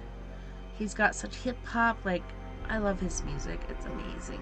He's won so many prizes and awards. You can't even keep up. Then we have Miss Mia Savage with her band Antidote for Savages. She's going to be singing The Bottom Line, Your Skeleton, Not a Phase, and Lemurian Crypto. You guys don't go anywhere. We'll be right back after this music break. I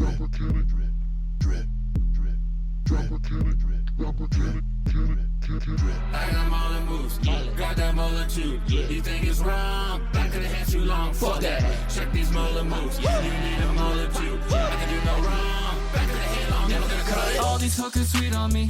Look at them chasing me, showing me that ass. And I bagged up to snatch. I do this shit for free. Go down your mom till 3. She's taking selfies with the mullet like it's history. How can I maneuver you with that pussy, dude? You sit like Buddha waiting on it to come to you. My lines are straight to the point. She shows me gratitude. So what's your latitude? Let's adjust your attitude. Hey, what up, alligator, double dually Lamborghini. All up in a silly little yellow polka dot bikini. I got molar moves, I got that molar too. You think it's wrong? Back of the head too long. Fuck that. Hey, what up, alligator, double dually Lamborghini. All up in a silly little yellow polka dot bikini.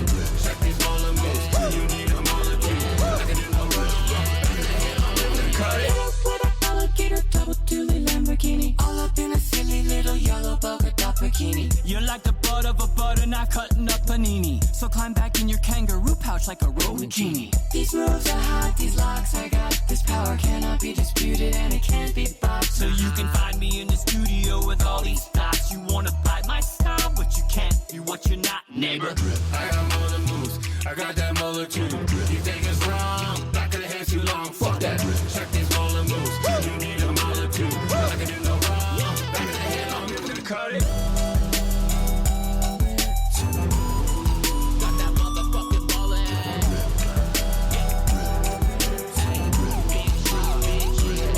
You wanna touch it? Yeah. Next time you come around here with your bitch ass, just remember how my mullet makes your hoes pussy drip, drip, drip. I got molar moves, I got that molar too. You think it's wrong? Back of the head too long. Fuck that. Check these molar moves. You need a molar too. I can do no wrong. Never gonna cut it. I got molar moves, I got that molar too. You think it's wrong? Back of the head too long. Fuck that. Check these molar moves. You need a molar too. I can do no wrong. Never gonna cut it.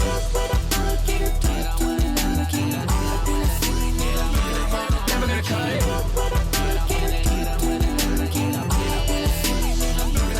Never gonna cut it. Drip, drip, Molar moves. just a mullet, bitch. Molar moves. Drip, drip. Molar moves. Never gonna cut it.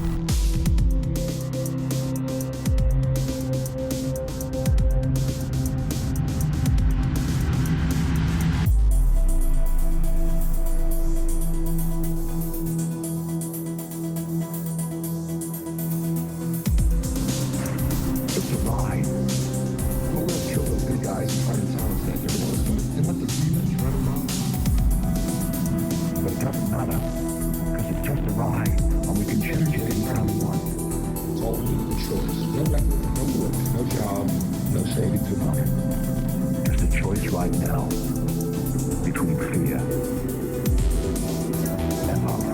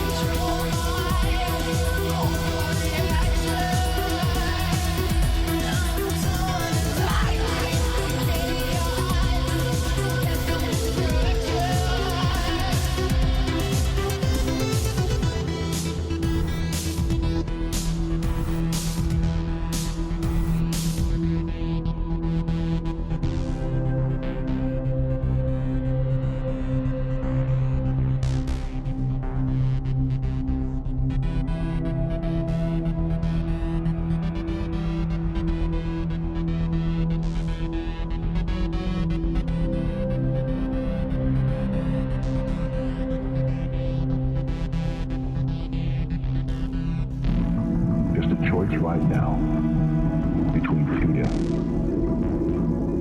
and love.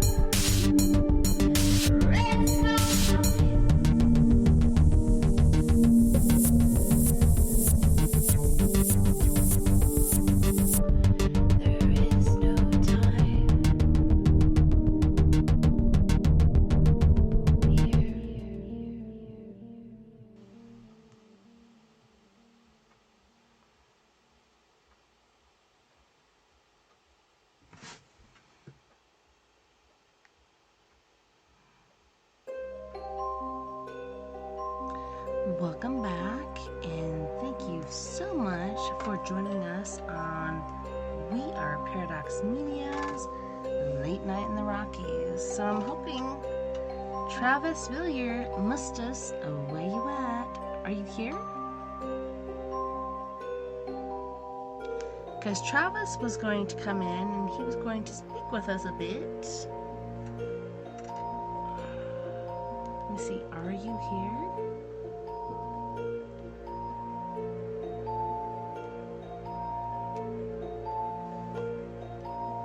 Waiting. Dang. But yeah, you know, if he doesn't come through, we can just do ghost stories from Reddit, and that's a pretty good one that we do. So just waiting to see if he's going to come through.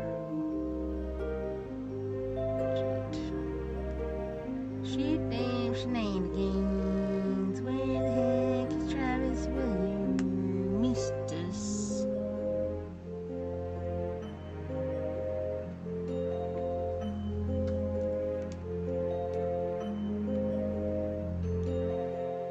Are you coming in?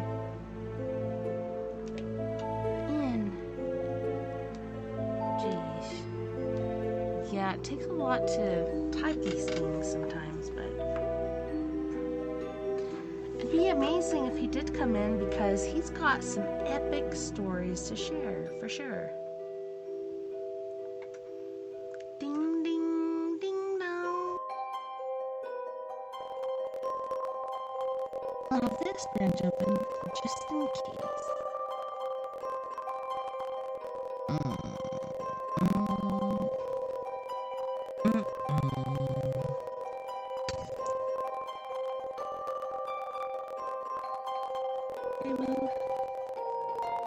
I'll see him coming through right now, so I'm going to go to Reddit Ghost Stories.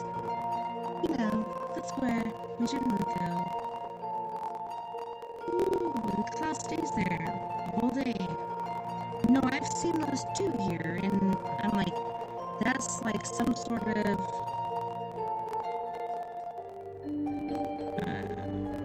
you know, something for alien UFOs, etc. to hide behind.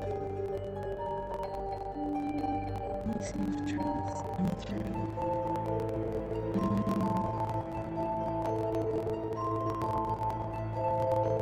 Dropbox. Let's do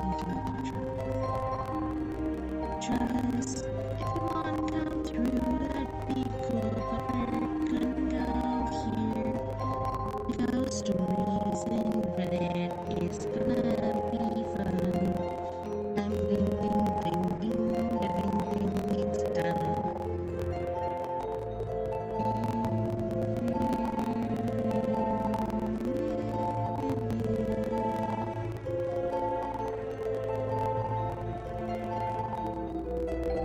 Ghost stories, here we go.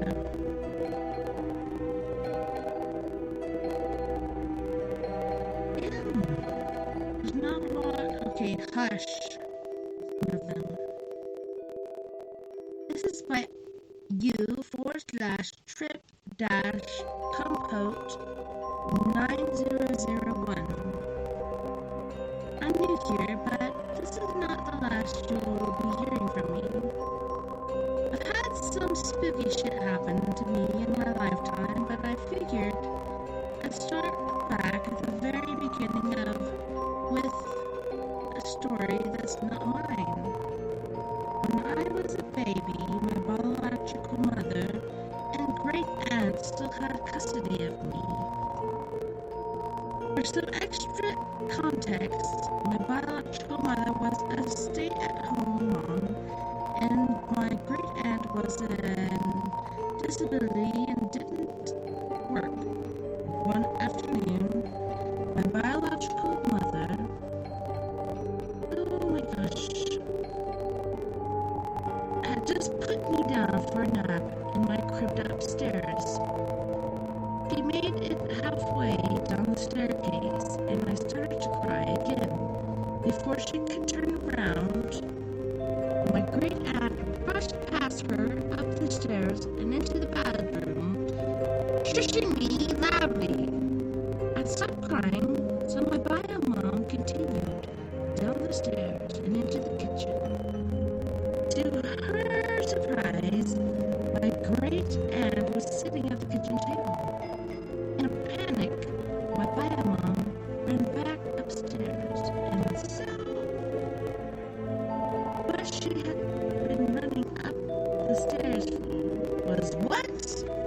Why did she run up the stairs? And she's wondering, why did she run back up the stairs? Somebody, Wolfwood's sister said, doppelganger time, and Enorme Procrastinator said, that's terrifying! I don't know, what do you think?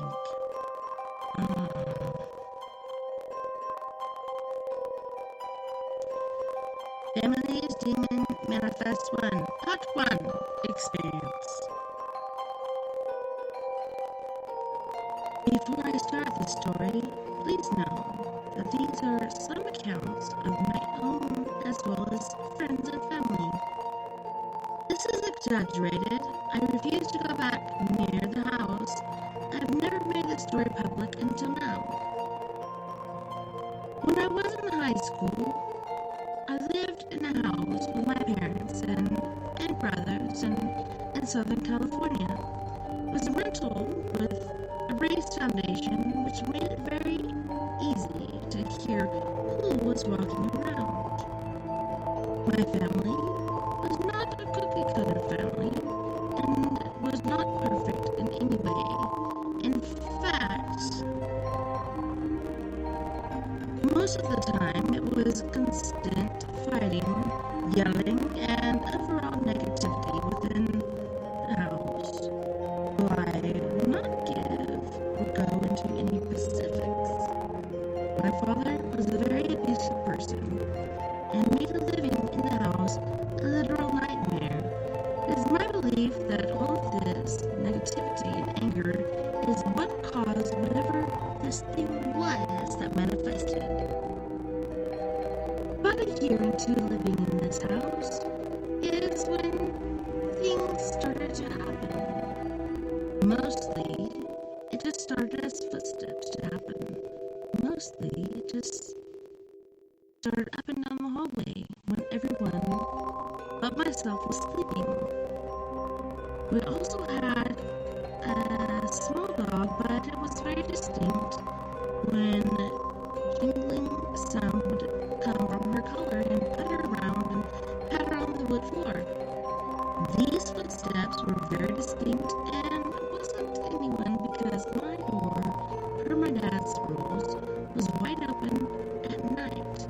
If someone were walking, I'd be able to see them walk. As the door cleared to this has day, every fourth the walking would happen back and forth through the hall and into the resorting, and my phone and watching frightening me would stay awake on the peak and could hear my parents rustling around, and the room would occur for a couple of months until activity really started to ramp up. I don't know, I'm thinking like paranormal activity just happens and it really keeps everything going on. Barry says, oh man, when is part 2? Looking forward to reading that. Or reading more.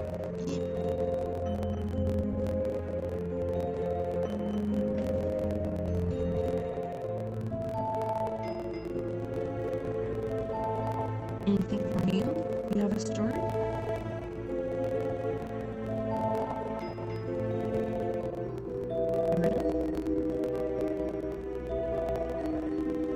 Oh, Travis.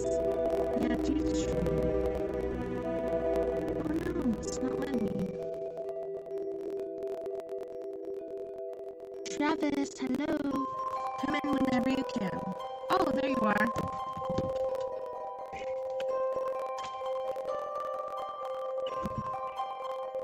Let me turn on the sound a little bit.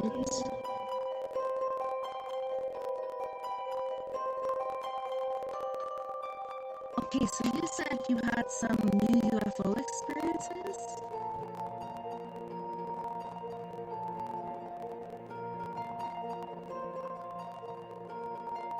Sorry, I can't hear you at all. Hold on.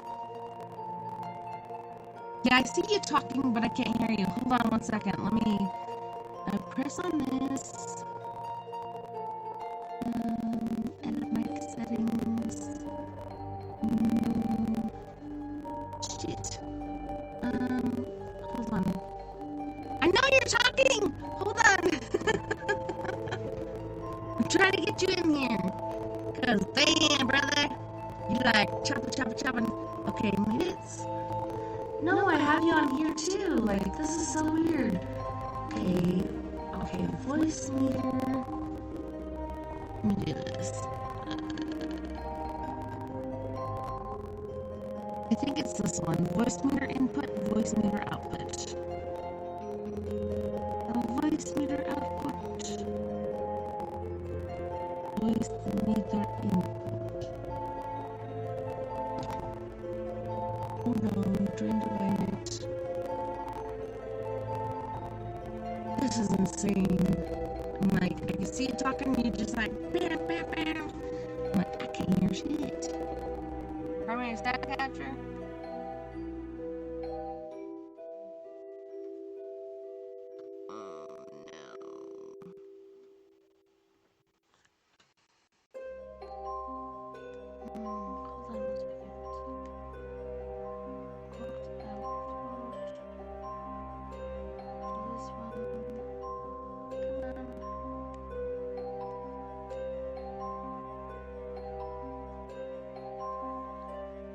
Jeez, oh Pete.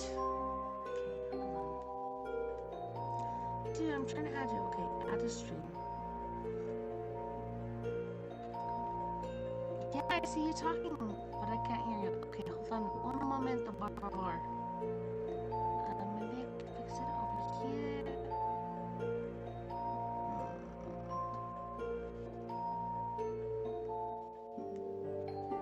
Okay, so I'm gonna say voice meter accepted.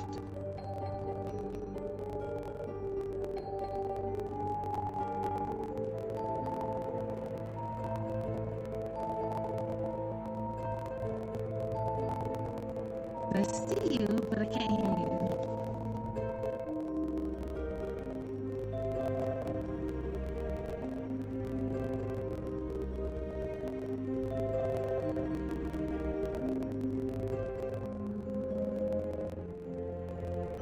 Oh, okay. Now I see what I'm doing. I think I need to do an input.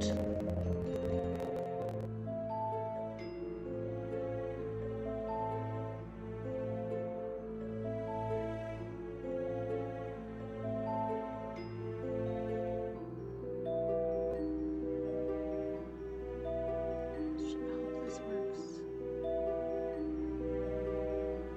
Let me stop this one.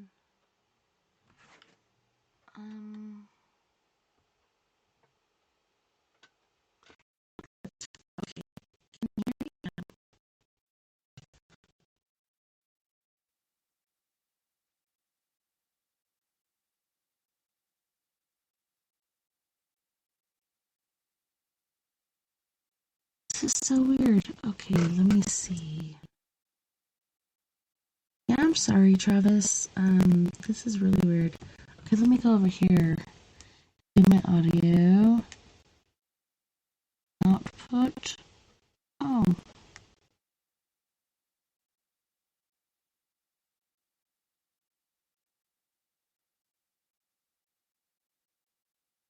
VIO. Oh, I think I heard you just now. Are you there? Huh? Yeah. Hello? Yay! There we go. Yeah, I got you. Thank All right. God. Okay. Yeah. No, I was kind of Rockies. like, I was just, at first I was joking around there, and then I was like, oh no, it's for real. Yeah, I saw you talking, and I was like, what the frack? And I'm hearing this music, and I'm like, well, this is kind of trippy. Yeah, you're mute. the music, no, it was totally sending me on a trip that I'm like, it felt like an endless level on some game I couldn't beat or something. I know, where like MVP and you're trying to kill things and no. Yeah. I'm so grateful that I can finally hear you. And you're here! Holy shnikes, yeah. I was like, what the fuck did I do? I finally deciphered the code. Salut. Yes. So you're asking me about the stuff I was sending you, right? The pictures and the little video, and there was a couple of them. There was one that was like pretty solid, like 3 lights. You can obviously see that one, and then the other one was a 2-minute long, and it was like just a solid bright light that actually stopped mid-flight too. And you know what's real great is I know my camera's capabilities. I know my camera can zoom in on that thing, but it just blocked it. It just like literally blacked out my whole like camera. Just zoomed like, you seen that, eh? Like I couldn't get close to it, but like I could zoom in into the moon and see the like the mountain on the moon and all that stuff. Like like so.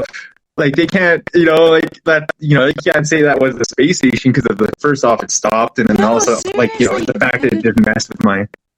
That was sorry, right there. Like seriously, that was right there. Like you said, that's not a space station. That's not this. That's not that. Like it's right there. And you've had these different things going on with the solar flares and everything, and you even had a dragon coming and all kinds of immense, beautiful things like that.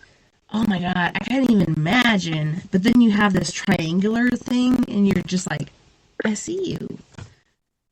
Yeah, and it was real wild because like it was just flying. It was like going by, and actually that one was actually going opposite direction than all the usual crafts like tend to fly. This one was going opposite, and it was fast. Like I tried to like drive down the road to see if I could still see it going in the distance, but it was gone by the time I even reached anywhere that would but you got look, a picture a of couple it. miles like, down. Like, ching ching, and I was like, holy shit. And that has showed up, whether it's like right side up or upside down, they fly weird. Different places. Yeah, like sometimes they're upside down, sometimes they're right side up. It just depends on how they're feeling. I don't know. But yeah, it was kind of right side up for you. And these things have shown up, and for you to see that and record it, that was amazing. Seriously. I was like, hell yes, and brother. But yeah, like I've also been seeing like a lot of like in the UFO like ufology networks and stuff like that. Like there's a bunch of different UFO orb videos from all over, from UK to Australia and all sorts of areas. You've even been seeing these orbs, bright orbs in the sky. South America has been getting a lot of those videos too and stuff. But like. It's just cool when you get to see one. It's cool when you get to see you get to see the ships. Like me, I think it's cool. Like seeing that kind of stuff in the universe. Why not? You know what I mean? Like it is seriously, that like vast, you're saying, like place. worldwide, this shit is happening, and it is. So you put your record in, and then other people can share it, and we've done that in real time with Johnny Banani, which I'm still like, is that your real name? But I think it is. And then Robert White and all these other people, like, we're like, hey, we've seen the same stuff. And even the same things have showed up over Washington, D.C. Like, pyramid like this, and then it goes upside down. It's like this. But it's fucking weird. It's like, why is it a pyramid? That's so weird, because we have pyramids, but there's pyramids in space. It's so intense and immense. It's just like, what the frack is happening? I think that's the coagulant of the power. It's the pyramid. It's like pew, pew, pew, pew, pew. Like, yeah.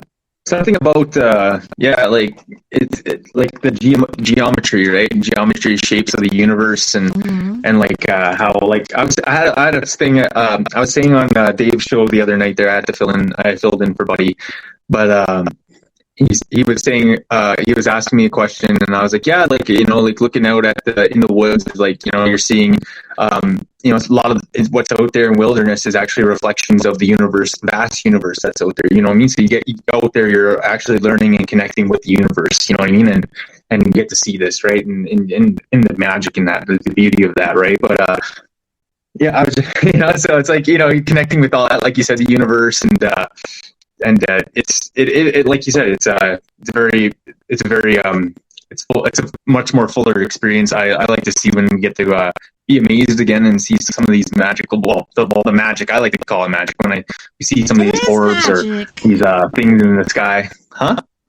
It is magic because, like, with my first two kids, like Kinsey, it's just like, I don't know. She was born. I'm like, where the fuck did you come from? Because she's like jibba jibba jabba jabber. I'm like, very silent person. I'm like, holy shit, where the fuck you come from? And then there's Nova, and she was like me. She was very silent, and then she started talking later. And then the other two kids, very fucking different. My son was born with 6 fingers on his right hand. He looked like one of those old school giants, which was like, I have an extra protruding thing on my hand, which Native Americans did not like. But yeah, there's so many different... We liked some of the giants. There were some that were good, like that. Not all of them were bad. It just, there were some that were like more hostile and didn't like human beings at all. Like they, like, you know, that even goes down south, like down like in those, like those American tribes down south of us. Recently, that was down in I want to say Madagascar, but it was in South America, and it was in, oh my god, I can't remember the name. But there was a cave there, and there was a giant. He's just sitting there, and he's looking around and going all around. And he's like kind of like pivoting and doing whatever he can, like he's going back into his cave. That was in Mazatlan, Mexico. And I'm like, that's where we're supposed to go for horseback riding. And then my sister's like, I'm too heavy for the 250-pound thing, so let's do something else. So we're going to go kayaking instead. But I'm like, I'm just interested to see, like, can I see this little crevice in the mountain where this giant was, like, peeking out? And he wasn't, like, being protrusive. He was just, like, peeking out, and then he's, like, trying to maneuver his way around, and he's, like, going back and forth and going back into his cave. And I'm like, that was super fucking epic, because it wasn't anything, like, outlandish, but he was just kind of, like, maneuvering and, like, yes, I see the outside world. It ain't, you know, coming towards me, so I'm just gonna go back in here and eat some sheep or whatever the fuck I find, you know? I don't know, it's pretty intriguing. It's in the Zuni origin stories, like when they came up from the inner earth, when they came up to live in the upper world, the star guides, there was like a disc or something, or some sort of star guide that was there guiding them in the sky. But when they were crossing the rivers, this is a story that, like, as they traveled the land to find their new home, and they were crossing rivers, and they came across a giant, and the star guide blasted it with a ray, blasted the giant with a ray. This is an origin story. You can go look it up. And so, like, this, you know, the star beings are helping them, like, get across the land, because this, like, vile giant was trying to, you know, kill them and take them home. So it just blasted them, you know, like, from the sky. I was like, so, like, this UFO just blasted this giant. Yeah. And then, like, not only, but, like, there's a lot of these tales like that where the UFOs help the people. Like, you know, even Alexander the Great, the last castle he conquered, there was a UFO that blew the gates, because that castle was supposedly like an impenetrable fortress, and nothing was going to take it down. But then UFOs blew the front gates, and Alexander the Great's armies moved in. But like, you know, like, so, like, there's those stories and stuff. But, like, I was saying on Dave Scott. I was saying on Dave Scott's radio the other night. Sorry, but I was just let me just finish off this last little bit. I messed up, and I said in the north that the Inuits were calling for help, and we went with I said Bigfoots, but I got kind of caught up in my story. I meant to say the giants. There were some sub-giants that were really friendly to us, and we actually did live alongside of them. And, like, here in Creeland, in our area, like, we have a lot of giant people. Like, there was a guy, he was my relative, my uncle, like, more or less my cousin, but we just consider him in the native world, he would have been my uncle. But he was like a 7-foot tall guy. Like, literally, Vince McMahon came to our reserve and wanted to recruit him to be in the wrestling world, like, you know what I mean? Because he was that big of a monster back in the time, like in the 80s and 90s and stuff. But like, you know, but like I'm just saying, like there was like a lot of these people like in our, you know, in our culture, in our tribes that were really tall because of this bloodline that was really tied like to the giants. mountainous. Okay, so we look at giants, it's like 7-8 foot tall. Like these giants are fucking mountainous, like Sleeping Ute Mountain here. Okay, so we're the ones we're talking about. I graduated from high school. There's this giant in Oregon story. This god is like, you know, arms crossed like this. So you see his toes, you go up through his legs, you see his arms crossed at the top, you see his face, his headdress, everything. This is a mega giant. And okay, so there's the mega giants, there's the ultra mega giants, and then there's the regular giants.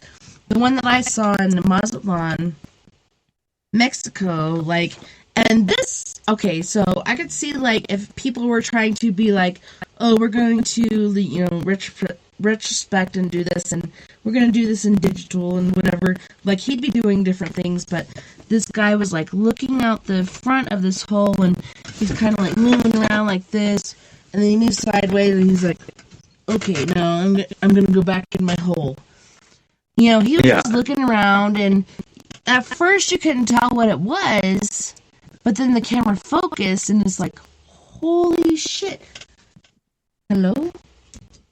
Oh my god, my door just opened. That was creepy.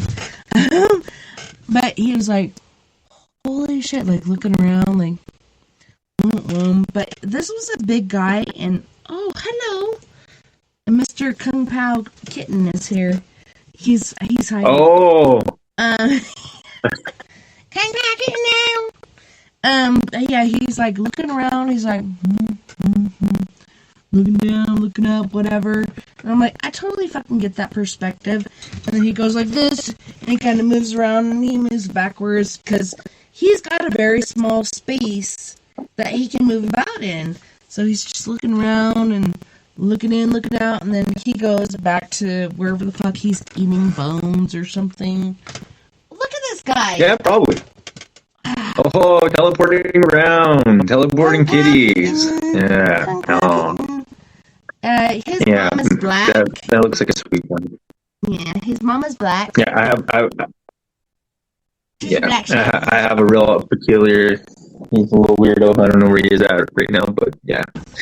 This guy stalks me all the time. I'm like, my stalker kitten, get out. Get out. He likes to, never mind. They're all weird. But yeah, no, it's a pleasure to, you know, pop on here and chat about some of the ships and crafts that have been, spotted around recently. You had the dragon thing going on, and then you had the pyramidal thing. What do you feel the difference is? Is it like different strategies of aliens, or what? What do you think that is?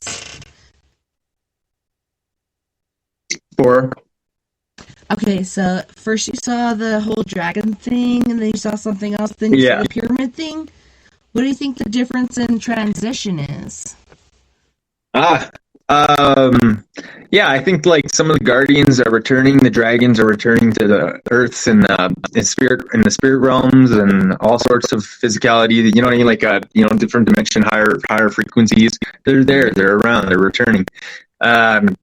Also for those other ones that have been around, like I think because of all the electromagnetic solar, everything, like they've been, popping more in our frequency, like as we're at such a heightened level, like we've discussed how we're just like antennas and all these like unseen forces are just entering in through us, like say from the earth into our mind, our third eye in our mind, and we're perceiving all this energy that's flowing around us, and our mind tries to make it and string it together so it looks like like what this reality is.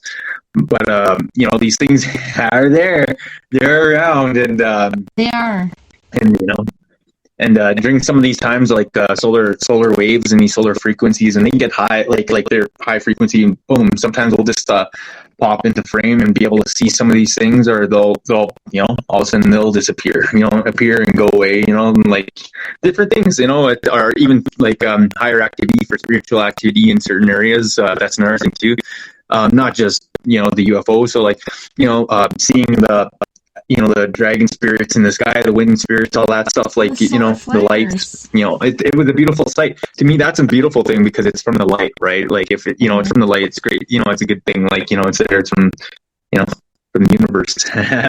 So there, it's, to me, it was a good thing, to see the dragons again and, it's amazing. Well, the dragon. It was crazy, and I was talking about this last week. I'm like, we're driving home, and there's this place where this very large American flag flies, and I see these red solar flares. I'm like, what the fuck? Like, is the mountain on fire?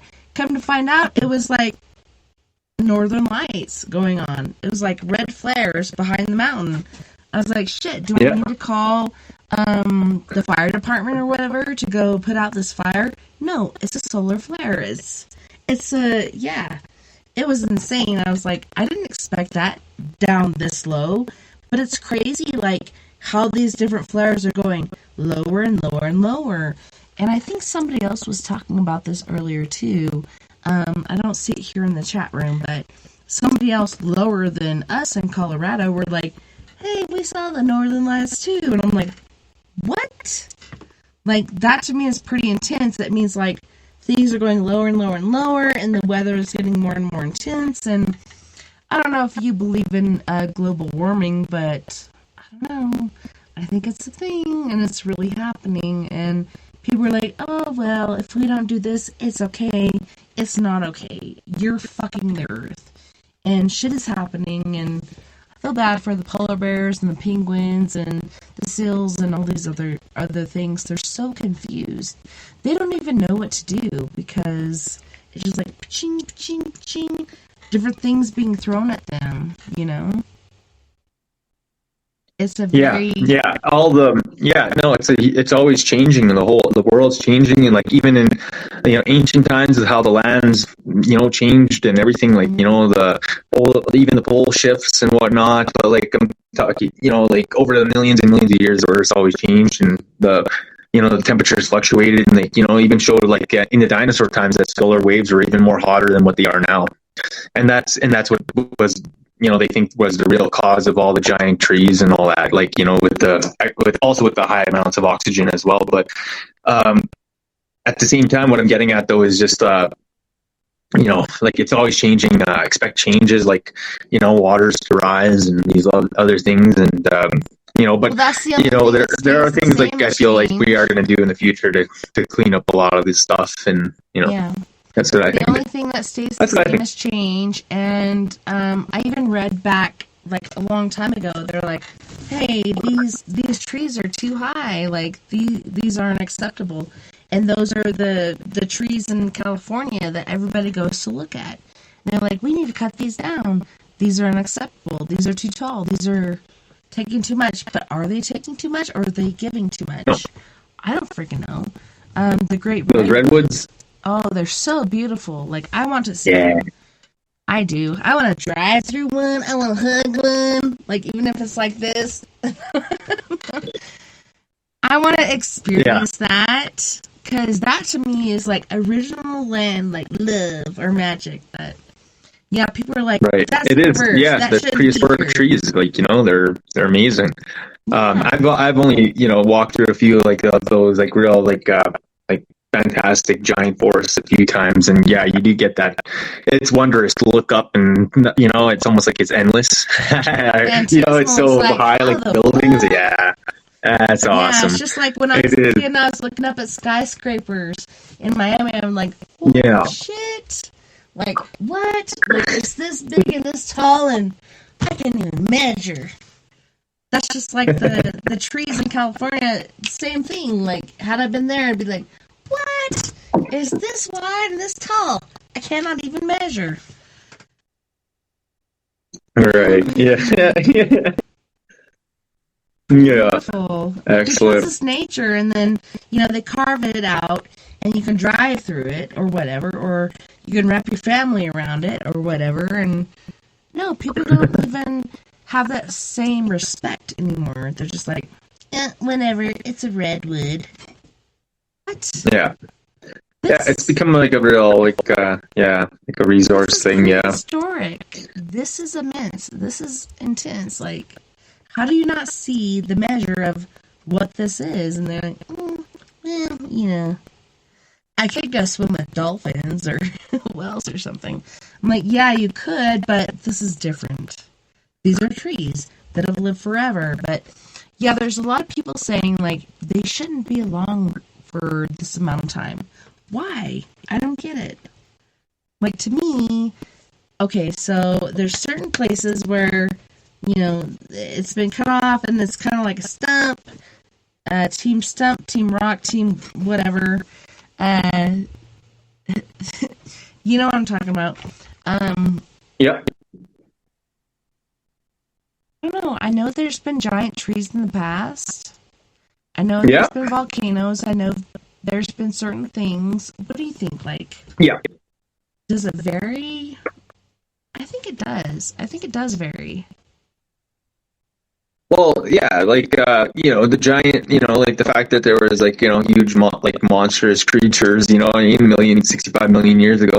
Like the giant thing doesn't surprise me either. And like the old mythology about it, like, in the tales is like, that they were made from stone, right? That the giants were made from stone, right? And that's what they returned to. So, like it doesn't surprise me that a lot of these mountains are, they look like people or, giants, that's them, when they laid there for the last time, or, they took their last stance. Yeah.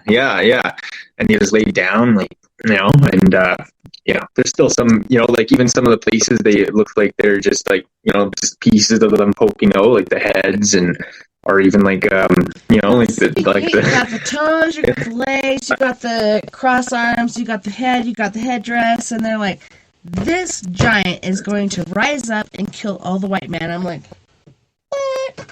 So I was like, I thought I was safe because I thought I was part Cherokee, but then I'm like, I'm fucking Irish British. I discovered. Yeah. And then here, like, and then you hear about art, like, and then you hear about the origin, like origins, like in my Cree people, what we think is we're shaped by the elements of the, with the earth and the air and the water and the fire, the fire, the light from the sun, like, And I love but like that. when we die, we return. When we die, we return to that. Like, so we become back to like the dirt and the clay and stuff. We return back to the earth. It's like a circle of life, right? And but like that's like the same thing with the giants too. Like they return back to the being stone. That they're made from stone. They return back to it. So